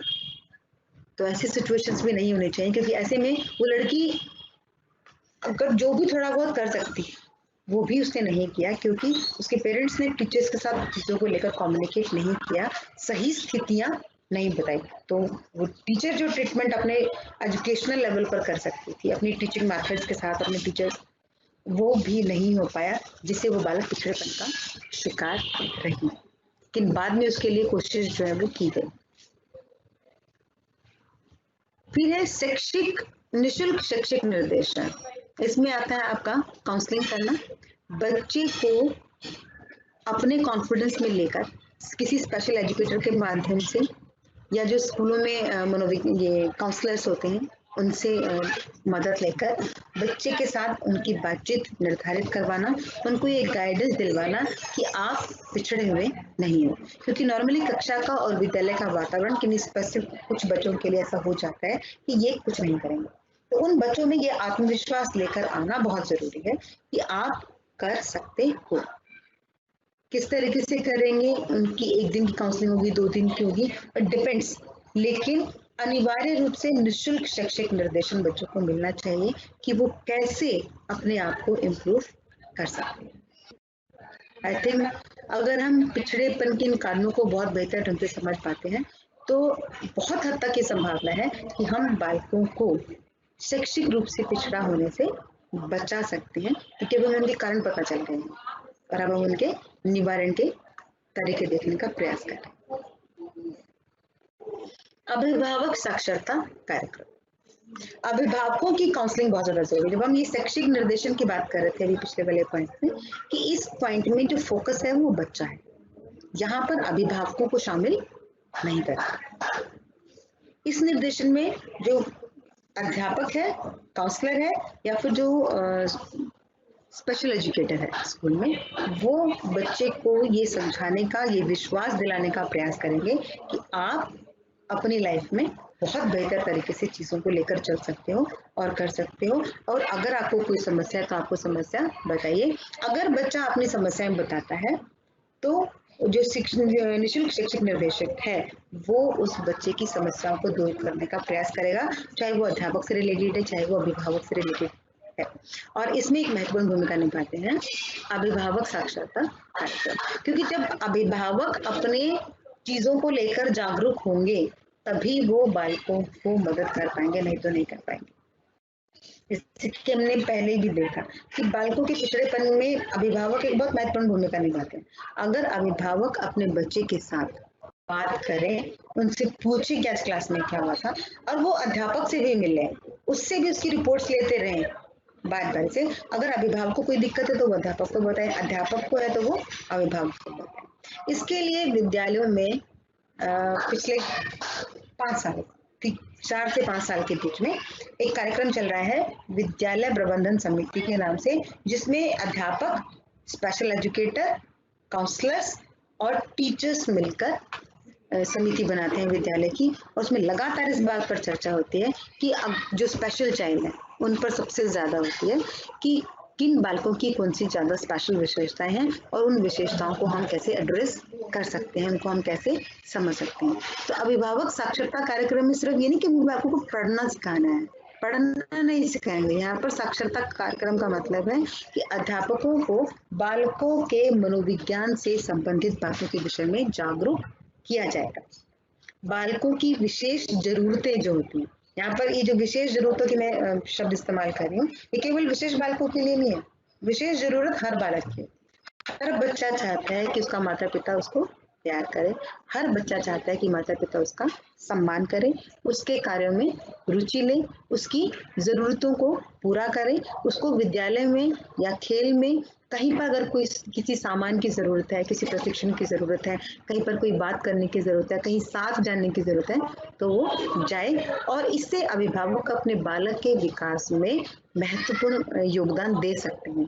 इस बारे में बालकों को जागरूक, अभिभावकों को जागरूक करना बेहद जरूरी है, क्योंकि आमतौर पर आप देखिए कि जो बहुत ज्यादा बिजी पेरेंट्स हैं, अगर मैं एलीट क्लास के लोगों की बात, एलीट क्लास मींस टू से कि जो अपर मिडिल क्लास के लोग हैं, वो भी टीचर पर ही चीजें छोड़ देते हैं। ये school teacher plus tuition teacher. जो पुअर कैटेगरी के लोग हैं, जो मतलब निर्धन श्रेणी के लोग हैं, वो जो स्कूल टीचर है उस पर ही सब चीजें छोड़ देते हैं और वो खुद नथी पा जाते हैं बात से कि बच्चा स्कूल चला गया ना, टीचर के पास है ना, तो चीजें अपने आप से डील हो जाएंगी। ऐसा नहीं है।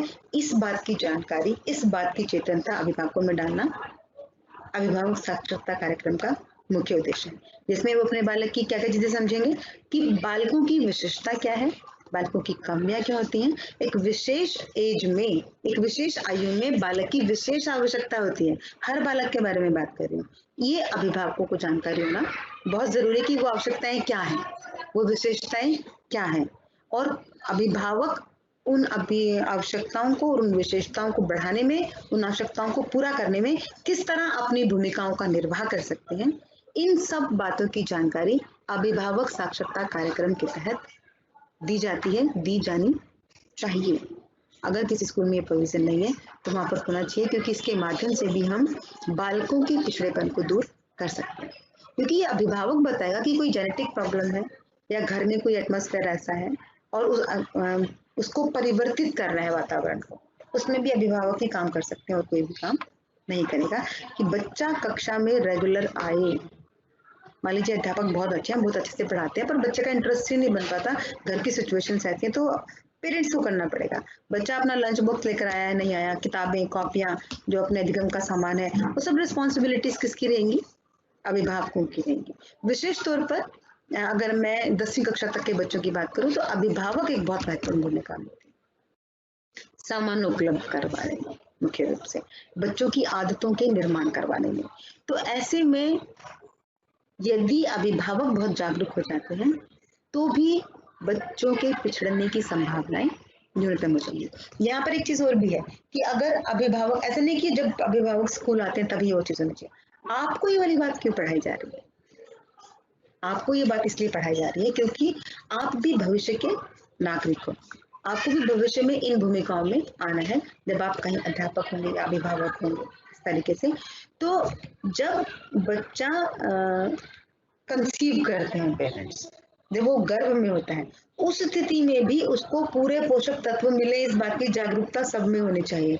क्योंकि आपको पता है जो मानसिक अक्षमताएं हैं उनका बहुत बड़ा कारण गर्भावस्था की स्थितियां होती हैं। गर्भावस्था में बच्चे को पूरा पोषक तत्व नहीं मिला है, कोई ऐसी बीमारी है पेरेंट्स को जिसकी उनको भी जानकारी ना हो, सपोज, या जानकारी हो तो लेकिन उनको प्रिकॉशंस नहीं पता है कि कैसे कैसे उन चीजों से डील करना चाहिए। तो जब वो इस तरह की चीजें नहीं जानकारी में होती हैं तो भी बच्चे के मानसिक रूप से अक्षम होने की संभावनाएं बढ़ जाती हैं। तो इसलिए अध्यापक साक्षरता कार्यक्रम बहुत जरूरी है, जिसमें अभिभावकों को बच्चों के बारे में चेतन किया जाए। तो पिछड़ेपन का एक बहुत अहम मुद्दा खत्म हो जाएगा इसमें कि जब हम हमारे अभिभावक अवेयर होंगे जिसको लेकर। इसके अगले पॉइंट्स में आता है प्रशिक्षित अध्यापक, यानी कि ट्रेन टीचर्स। टीचर्स को इस बात के बारे में अगर जब हम इंक्लूजन की बात करते हैं ना स्कूलों में, तब टीचर्स कहते हैं कि हम स्पेशल चाइल्ड, जिनको विशेष प्रकार की डिसेबिलिटीज हैं, कोई बीमारियां हैं, हम उन्हें कैसे डील करेंगे, हमारे पास इस तरह की ट्रेनिंग नहीं है। तो विद्यालयों में इस तरह के टीचर्स की व्यवस्था होनी चाहिए जो अलग अलग प्रकार के विशेष बालकों से संबंधित हो। उसमें प्रतिभाशाली बालक भी हैं, उसमें पिछड़े हुए बालक भी हैं। क्योंकि प्रतिभाशाली जो बालक हैं, अगर एक ट्रेन टीचर ऐसा है जिसको सिर्फ उन बच्चों से डील करना सिखाया गया है जो पिछड़े बालक है, किसी भी श्रेणी में आते हैं, चाहे वो ऊपर पिछड़े बालक है, तो वो स्पेशल करिकुलम कैसे मतलब डिजाइन करेगा उन बच्चों के जो प्रतिभाशाली में काम करते हैं। आप समझ रहे हैं? बिल्कुल दो अलग अलग कंटिन्यूम है, एक ए और एक जेड। तो अध्यापकों का प्रशिक्षण इस प्रकार से होना चाहिए कि वो दोनों तरह की कैटेगरीज के बच्चों को बहुत बेहतर तरीके से डील कर पाए। दोनों तरह की क्यों? तीनों तरह के, सामान्य भी, विशेष प्रतिभाशाली और विशेष पिछड़े बालक, तीनों तरह के बालकों के लिए। तो टीचर्स को, जो टीचर प्रशिक्षण कार्यक्रम है जिनसे टीचर्स का निर्माण किया जाता है समाज में, उस पाठ्यक्रम में ये चीज मुख्य रूप से शामिल होनी चाहिए कि कितने बालकों में किस तरह की विशेषताएं हैं और उनका व्यवहारिक निरीक्षण भी करवाया जाना चाहिए। यानी कि जो अध्यापक हैं उनकी जो स्कूल ट्रेनिंग्स होती हैं वो केवल नाम की ना हो, बल्कि बड़ी गुणवत्तापूर्ण आधार पर उनको उन बच्चों के साथ डील करने का प्रशिक्षण भी दिया जाना चाहिए। तभी इन बच्चों के साथ जस्टिस हो पाएगा, चाहे वो प्रतिभाशाली बच्चे हों चाहे वो पिछड़े हुए बच्चे हों। और तभी अध्यापकों के पास भी ये मतलब एक स्टेटमेंट नहीं रहेगा कि हमें जो ट्रेनिंग नहीं दी गई थी, सो कॉल्ड ट्रेनिंग नहीं दी गई थी, इसलिए हम बहुत इफेक्टिव वे में इसको डील नहीं कर पाए। फिर बाल केंद्रित शिक्षण और आनंददायी शिक्षा। आनंददायी शिक्षा में हैप्पीनेस करिकुलम की बात की जाती है, जो कि आजकल सभी विद्यालयों में, चाहे वो सरकारी है या प्राइवेट है, सभी में ये व्यवस्था लागू की गई है कि सभी कक्षाओं में, कक्षा 1 से लेकर कक्षा 12 तक हैप्पीनेस करिकुलम की क्लासेस की जाती हैं, जिसमें बालकों को खुश रहना सिखाया जाता है। क्योंकि जब तक एक बालक कक्षा में परेशान होगा, परेशानी का कारण कुछ भी हो, अभिभावक हो सकते हैं, परिवार हो सकता है, टीचर हो सकती है, या स्कूल का एनवायरनमेंट हो सकता है, कोई भी कारण हो, लेकिन उस हैप्पीनेस करिकुलम के हैप्पीनेस क्लास के तहत इस बात की ट्रेनिंग दी जाती है बच्चों को कि आपकी लाइफ में किसी भी तरह की स्थितियां हो, आप उनमें खुश कैसे रहें। इस बात की प्रशिक्षण दी जाती है कि खुशी कोई काम नहीं है, खुशी कोई वस्तु नहीं है, खुशी किसी कमरे में घुसकर खुशी नहीं मिलेगी, किसी गुड़िया को पाकर खुशी नहीं मिलेगी, किसी कार को पाकर खुशी नहीं मिलेगी, बल्कि खुशी क्या है, एक मानसिक स्थिति है कि आप किसी काम को करने में कितनी रुचि का सृजन कर पाते हैं, कितनी रुचि ले पाते हैं, वो आपके आनंद की स्थिति में। और इसको हम आनंददायी शिक्षा के नाम से जानते हैं। तो आप इसको हैप्पीनेस करिकुलम या हैप्पीनेस एजुकेशन या हैप्पीनेस क्लासेस के तहत समझ सकते हैं। और ये हैप्पीनेस क्लासेस कैसे हो पाएंगी? जब बाल केंद्रित शिक्षण होगा, यानी कि टीचर का जो टीचिंग मेथड है उसमें बहुत वैरायटी होने की जरूरत है। वो जब अलग अलग प्रकार से, सामान्य बालकों के लिए एक और प्रतिभाशालियों के लिए एक और पिछड़े हुए बालकों के लिए एक, लेकिन इसका मतलब ये नहीं है, प्लीज इसको इन्वर्टेड कॉमास में नोट कीजिए, कि बाल केंद्रित शिक्षण होने का मतलब ये नहीं कि अब मैम ये 40 बच्चों की क्लास में खड़ी हैं और वो कहेंगे कि इन 20 बच्चों के लिए ये जो प्रतिभाशाली 20 बच्चे हैं इनको इस तरीके से पढ़ना है, या अब मैं इस टीचिंग मेथड का इस्तेमाल करी हूँ, इसमें सिर्फ ये बच्चे पढ़ेंगे, फिर थोड़ी देर के बाद बोलेंगे अब ये सामान्य बच्चों के लिए, और फिर उसके बाद बोलेंगे अब ये पिछड़े हुए बालकों के लिए। ऐसा नहीं है। एक पर्टिकुलर टाइम में टीचर अपनी टीचिंग मेथड से, अपनी शिक्षण विधि से पूरी क्लास को एक साथ बात करेगी, उसको एक साथ समझाएगी, लेकिन अपने मस्तिष्क में इस बात की धारणा रखेंगे कि सभी बालक इस एक विधि से समझ गए होंगे, ऐसा नहीं है। इसीलिए जब उन तथ्यों की, उन कार्यों की, उन एक्टिविटीज की पुनरावृत्ति की जाएगी तो वो अलग तरीके से की जाएगी, यानी कि कम से कम एक कंसेप्ट का, एक चैप्टर का जो रिवीजन है वो 2 टाइम्स होगा। एक बार वो चैप्टर पढ़ाया जाएगा मतलब नॉर्मल के हिसाब से कि सभी बच्चे उसको ग्रेस्प कर पाए, फिर उसमें कुछ चीजें ऐड ऑन होंगी। जब आप रिवीजन कर रहे हैं, आप बोलेंगे नहीं क्लास में, लेकिन आपने ये मान लिया है कि ये मैं उन प्रतिभाशाली बच्चों के लिए करवा रही हूँ, तो आप उसके हिसाब से करवाएंगे। नंबर 3, फिर से उसका रिवीजन करेंगे सेकेंडली, और वो सेकेंड रिवीजन इस बात को फोकस करते हुए होगा कि इसमें मेरे जो बच्चे छूट गए हैं वो इसमें शामिल है। यहाँ पर ये टीचर के ऊपर डिपेंड करता है कि वो पहले पिछड़े हुए बच्चों के हिसाब से रिवीजन करवाए या प्रतिभाशाली के हिसाब से कराए। लेकिन बाल केंद्रित शिक्षण का मतलब यही है कि कक्षा में जो भी क्रियाएं करवाई जाती हैं, जो भी बातें समझाई जाती हैं, उस पर हर बच्चा अपनी एक समझ बना पाए। इसके लिए बहुत जरूरी है कि वो जो 3 कैटेगरीज क्लास में बन गई हैं वो अध्यापक के माइंड में होनी चाहिए, उसके बिहेवियर में नहीं होनी चाहिए, उसके टीचिंग मेथड्स में होनी चाहिए, लेकिन वो बच्चों की जानकारी में ना आए। इस तरीके से हम पूरी क्लास को समावेशित कर सकते हैं और उनकी शिक्षा को आनंददायी शिक्षा बना सकते हैं। और जब इस प्रकार से शिक्षा होगी, टीचर्स को पूरी तरीके से ट्रेनिंग दी जाएगी, अभिभावक हमारे बहुत ज्यादा अवेयर होंगे। और इसके पीछे वाला पॉइंट क्या था?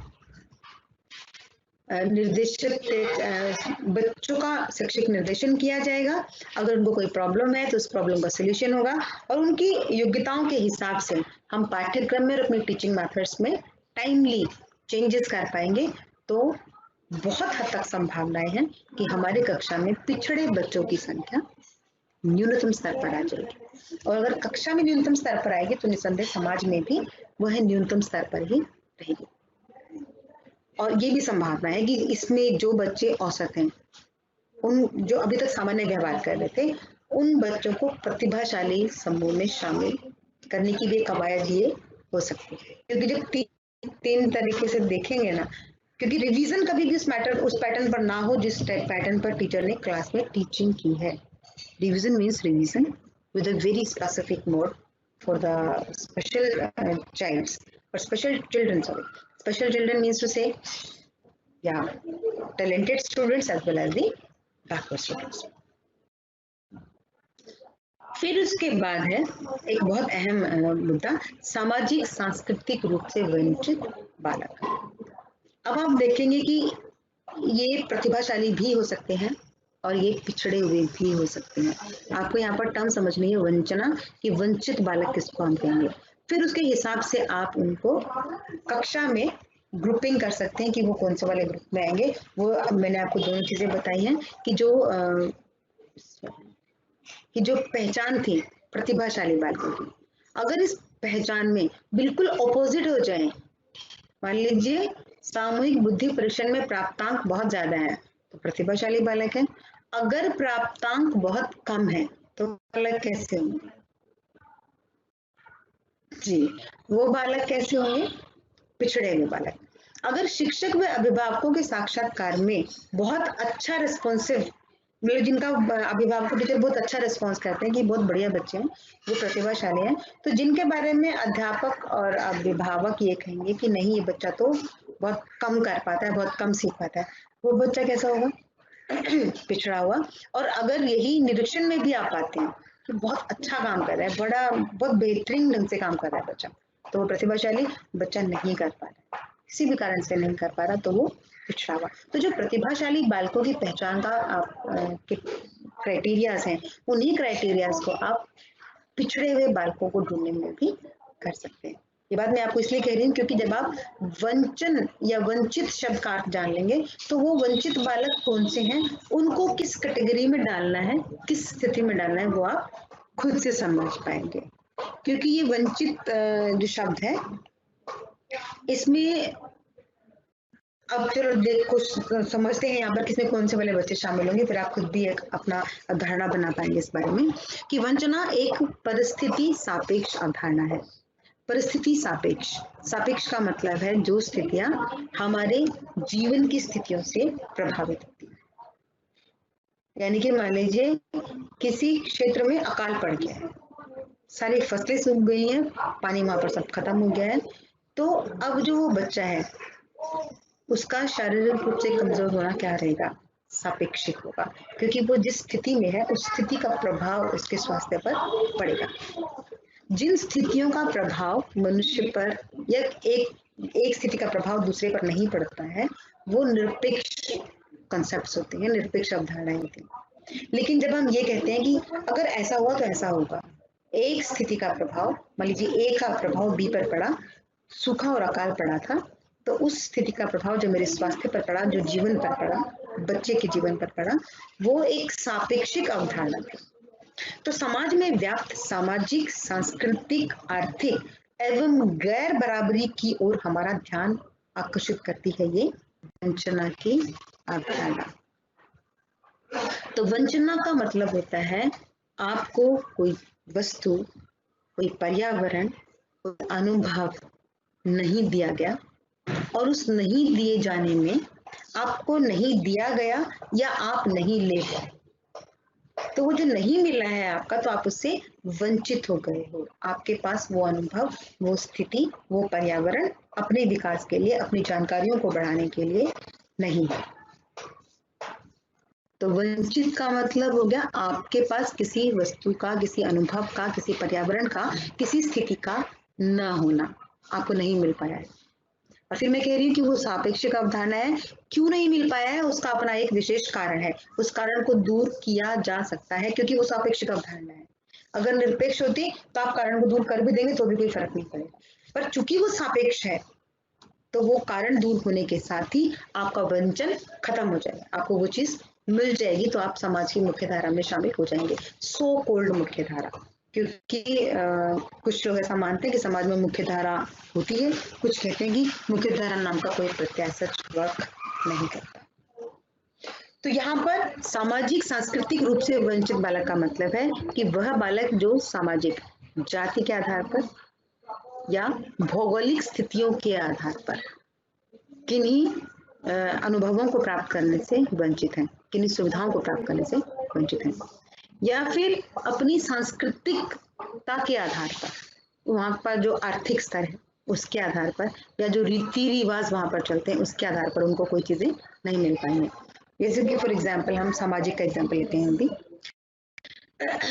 सामाजिक स्तर में अगर कोई ऐसे राज्य से बिलोंग करता है बच्चा जहां पर जाति प्रथा अभी बहुत प्रभावी है, हालांकि अभी वर्तमान समय में जाति प्रथा को एक दंडनीय अपराध भी है अगर आप उसको नकारात्मक रूप से इस्तेमाल करते हैं तो, पर फिर भी है। और उस विशेष जाति या प्रजाति विशेष को किसी अधिकार को प्राप्त करने की स्थिति नहीं है, तो वो बालक जो है उस समुदाय के जो बालक हैं वो चीजों को प्राप्त नहीं कर पाएंगे। जैसे कि आप जेंडर सेंसिटाइजेशन की बात कीजिए, हम जेंडर की बात करते हैं यहाँ पर जब हम सामाजिकता की बात करते हैं कि किसी राज्य में, किसी गांव में, किन्हीं स्थितियों में लड़के और लड़कियों में समानता नहीं है, नहीं बाहर आने देते अपनी लड़कियों को। राजस्थान इसका एक बहुत लाइव एग्जाम्पल है। वैसे मैं जनरल बात कर रही हूँ अभी, मैं कोई कमेंट राजस्थान पर नहीं कर रही हूँ या राजस्थान के लोगों पर नहीं, पर वहां पर ऐसा पाया गया है कि जो लड़कियों की सहभागिता है विभिन्न क्षेत्रों में, चाहे वो शिक्षा के हो और तकनीक के हो, खेलों के हो, वहां पर लड़कियों की सहभागिता कम पाई जाती है। तुलनात्मक रूप से लड़कों की तुलना में लड़कियों की सहभागिता कम पाई जाती है। कारण कुछ भी हो सकता है। हम यहाँ पर सामाजिक कारणों की बात कर रहे हैं कि मान लीजिए किसी गांव, ग्रामीण क्षेत्र में ऐसा माना जाता है कि बहुत ज्यादा नहीं पढ़ना है या बाहर नहीं निकलना है, या हम तो मतलब एक पर्टिकुलर कम्युनिटी की ऐसे भी हो सकता है कि नहीं हम तो यही व्यवसाय करते हैं या बिजनेस करते हैं, हमारा फैमिली वो है और हम नहीं चाहते कि जो फीमेल्स है वो जॉब करे और इस टाइप से, तो हमें ज्यादा हायर टेक्निकल एजुकेशन की जरूरत नहीं है। तो उस स्थिति में वो लड़कियां वंचित वर्ग में काउंट होंगी। सापेक्षिक अवधारणा है कि यदि हम वहां की उन सामाजिक स्थितियों को, उन मानसिकताओं को बदल पाते हैं, उन्हें कन्विंस करा पाते हैं कि नहीं आप ऐसा करेंगे तो देखिए इसमें ये फायदा होगा, वो फायदा होगा, वो फायदा होगा, और वो मान जाते हैं, तो वो वंचना खत्म हो जाएगी, तो वो मुख्य धारा के उसमें शामिल हो जाएंगे। ऐसे ही सांस्कृतिक रूप से वंचित, मतलब कोई नियम ऐसा बन गया है समाज में कि आपको ये काम नहीं करना है, या कोई सुविधा ऐसी जो आपको नहीं मिल पाई सांस्कृतिक मूल्यों को प्रभावित करने में। सपोज इंटरनेट एक बहुत अहम भूमिका निभाता है, लेकिन ग्रामीण क्षेत्रों में, दूर दराज के ग्रामीण क्षेत्रों में नेट की सुविधा उपलब्ध नहीं है। अब इस नेट की सुविधा के उपलब्ध न होने से क्या स्थितियां हैं कि जो बच्चे वो प्रतिभाशाली है लेकिन उनको इंटरनेट की सुविधा नहीं है, तो वो कहीं पर फॉर्म नहीं फिल कर पाएंगे, कहीं पर कोई ऑनलाइन एग्जाम नहीं दे पाएंगे, तो वो वक्त जो उपलब्धियां प्राप्त कर सकते थे वो वक्त जो उनका चुक जाएगा और वो उपलब्धियां प्राप्त नहीं कर पाएंगे, तो ये भी एक वंचन की स्थिति आ जाएगी। ऐसे ही गरीबी की स्थिति है कि आप बहुत गरीब हैं, आप में बहुत टैलेंट है, लेकिन आप अपने राज्य में, सपोज मान लीजिए आप अंडमान निकोबार द्वीप समूह में रहते हैं और आप बहुत टैलेंटेड हैं, लेकिन आप इतने ज्यादा गरीबी की स्थिति में है कि आप विद्यालय में प्रवेश ही नहीं ले पाते हैं। पारिवारिक स्थिति ऐसी है और परिवार की जो संस्कृति है वो ये मानते हैं कि इंटेलिजेंट है तो कोई बात नहीं, अब हम ये वाला काम करेंगे, हमारी नियति यही है।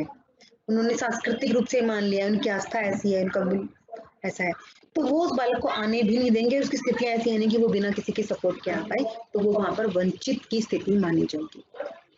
तो इस तरह की जो सापेक्षिक धारणाएं हैं वंचना की, उनको हम दूर कर पाते हैं, तो वो बालक अपनी योग्यताओं के आधार पर,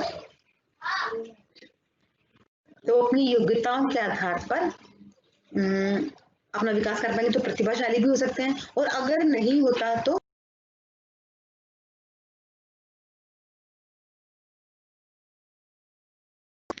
तो हम वंचना की उन परिस्थितियों को अगर दूर कर पाते हैं तो हमारे बालक किसी भी एक समूह में शामिल हो सकते हैं।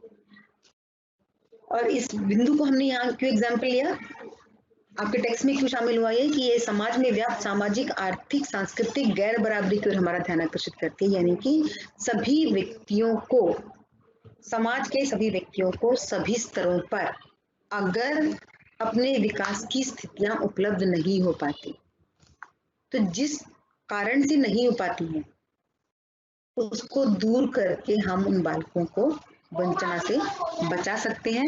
लेकिन अगर नहीं कर पाते, बच्चों को बराबरी का अधिकार नहीं मिल पाता, किसी भी कारण से नहीं मिल पाता, चाहे वो आरक्षण की व्यवस्था है, चाहे वो गरीबी है, चाहे वो सामाजिक व्यवस्था है, चाहे वो सांस्कृतिक मूल्यों की बात है हमारी, तो वो वंचित बालक कहलाए जाएंगे। इसीलिए हमने नीचे लिखा कि वंचना के जो क्षेत्र हैं वो सामाजिक, आर्थिक, राजनीतिक, शैक्षिक, मनोवैज्ञानिक व भौगोलिक आदि कोई भी हो सकते हैं। भौगोलिक कैसे होंगे?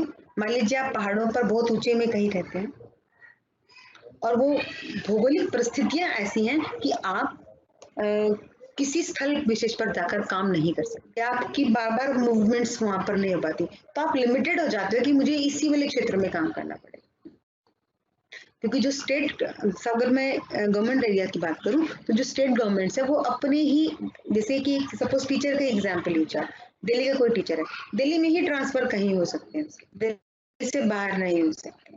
अगर दिल्ली से बाहर आप जाएंगे तो आपको you have to be resign from your post, अपनी जॉब से आपको रिजाइन करना पड़ेगा। तो ऐसी स्थिति में आपकी लिमिटेशन हो गई, आपकी भौगोलिक लिमिटेशन है। अगर आपको कोई बहुत अच्छा ऑफर मिल रहा है उत्तर प्रदेश में या फिर जम्मू कश्मीर में, अगर दिल्ली में ही वो होता तो आप साइमल्टेनियसली में भी कर पाते, लेकिन नहीं कर पाएंगे क्योंकि आपकी भौगोलिक लिमिटेशन है, तो आप वहां पर वंचना का क्षेत्र रहेगा। ऐसा ही राजनीतिक है, राजनीतिक स्तर पर भी वंचना के क्षेत्र हो सकते हैं कि आपको राजनीतिक रूप से आप अलग अलग ग्रुप में पड़ गए हैं, वहां से आपको सपोर्ट नहीं मिल रहा, तो अपने सर्वांगीण विकास के लिए अगर हमें किसी भी क्षेत्र में किसी सुविधा, कोई अनुभव, कोई वस्तु अगर प्राप्ति नहीं हो पा रही है तो हम जो है वो वंचित ग्रुप में माने जाएंगे। तो शिक्षा के द्वारा इन वंचित क्षेत्रों का भी न्यूनतम होना बेहद जरूरी है, इनफैक्ट इनका खत्म होना जरूरी है, जो कि धीरे धीरे न्यूनतम होंगे फिर खत्म होंगे, ताकि सभी बालकों का सर्वांगीण विकास हो पाए। और जो हम ये अवधारणा पढ़ रहे हैं ना अभी आज के विषय में, विशेष और टाइटल था ना हमारा कि विशेष आवश्यकताओं वाले बालक, अवधारणा एवं समझ, तो शायद इस विषय को पढ़ने की जरूरत पड़ेगी नहीं, क्योंकि जब हम अगर इस तरीके से काम करने का प्रयास करेंगे तो नो डाउट सभी बालक अपनी शारीरिक और मानसिक क्षमताओं के अनुसार बेहतरीन चीजें पा पाएंगे, और यही हमारी शिक्षा का वास्तविक उद्देश्य भी है। ठीक, तो कल के चैप्टर के कंटिन्यूशन में आज का चैप्टर हमने किया, क्योंकि कल हमने पढ़ा था कि हर बालक अपने आप में अनोखा होता है, और वो अनोखा किन पैरामीटर्स के तहत होता है, किन विशेषताओं के तहत होता है, ये हमने आज जाना। तो मैं फिर बार बार आपको इंडिकेट कर रही हूँ कि आपको ये लाइन को बहुत अच्छे से समझ लेना चाहिए यहाँ पर कि सामान्य से अलग होने का अर्थ क्या है। क्योंकि ऐसा माना जाता है कि जो सामान्य क्षमताओं के बालक हैं वो प्रायः चीजों को अडॉप्ट कर लेते हैं, उनकी अनुकूलन क्षमता इस तरह की होती है।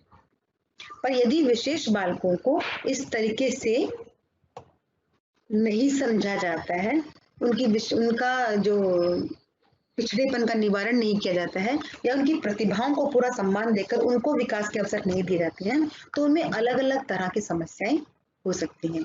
और ये समस्याएं शारीरिक भी हो सकती हैं, यानी कि पिछड़ेपन में देखें तो आपकी शारीरिक बीमारियां बढ़ सकती हैं, आपकी बेचैनी बढ़ सकती है, आपकी मानसिक क्षमताएं जो है मानसिक अक्षमताएं जो है वो भी बढ़ सकती हैं।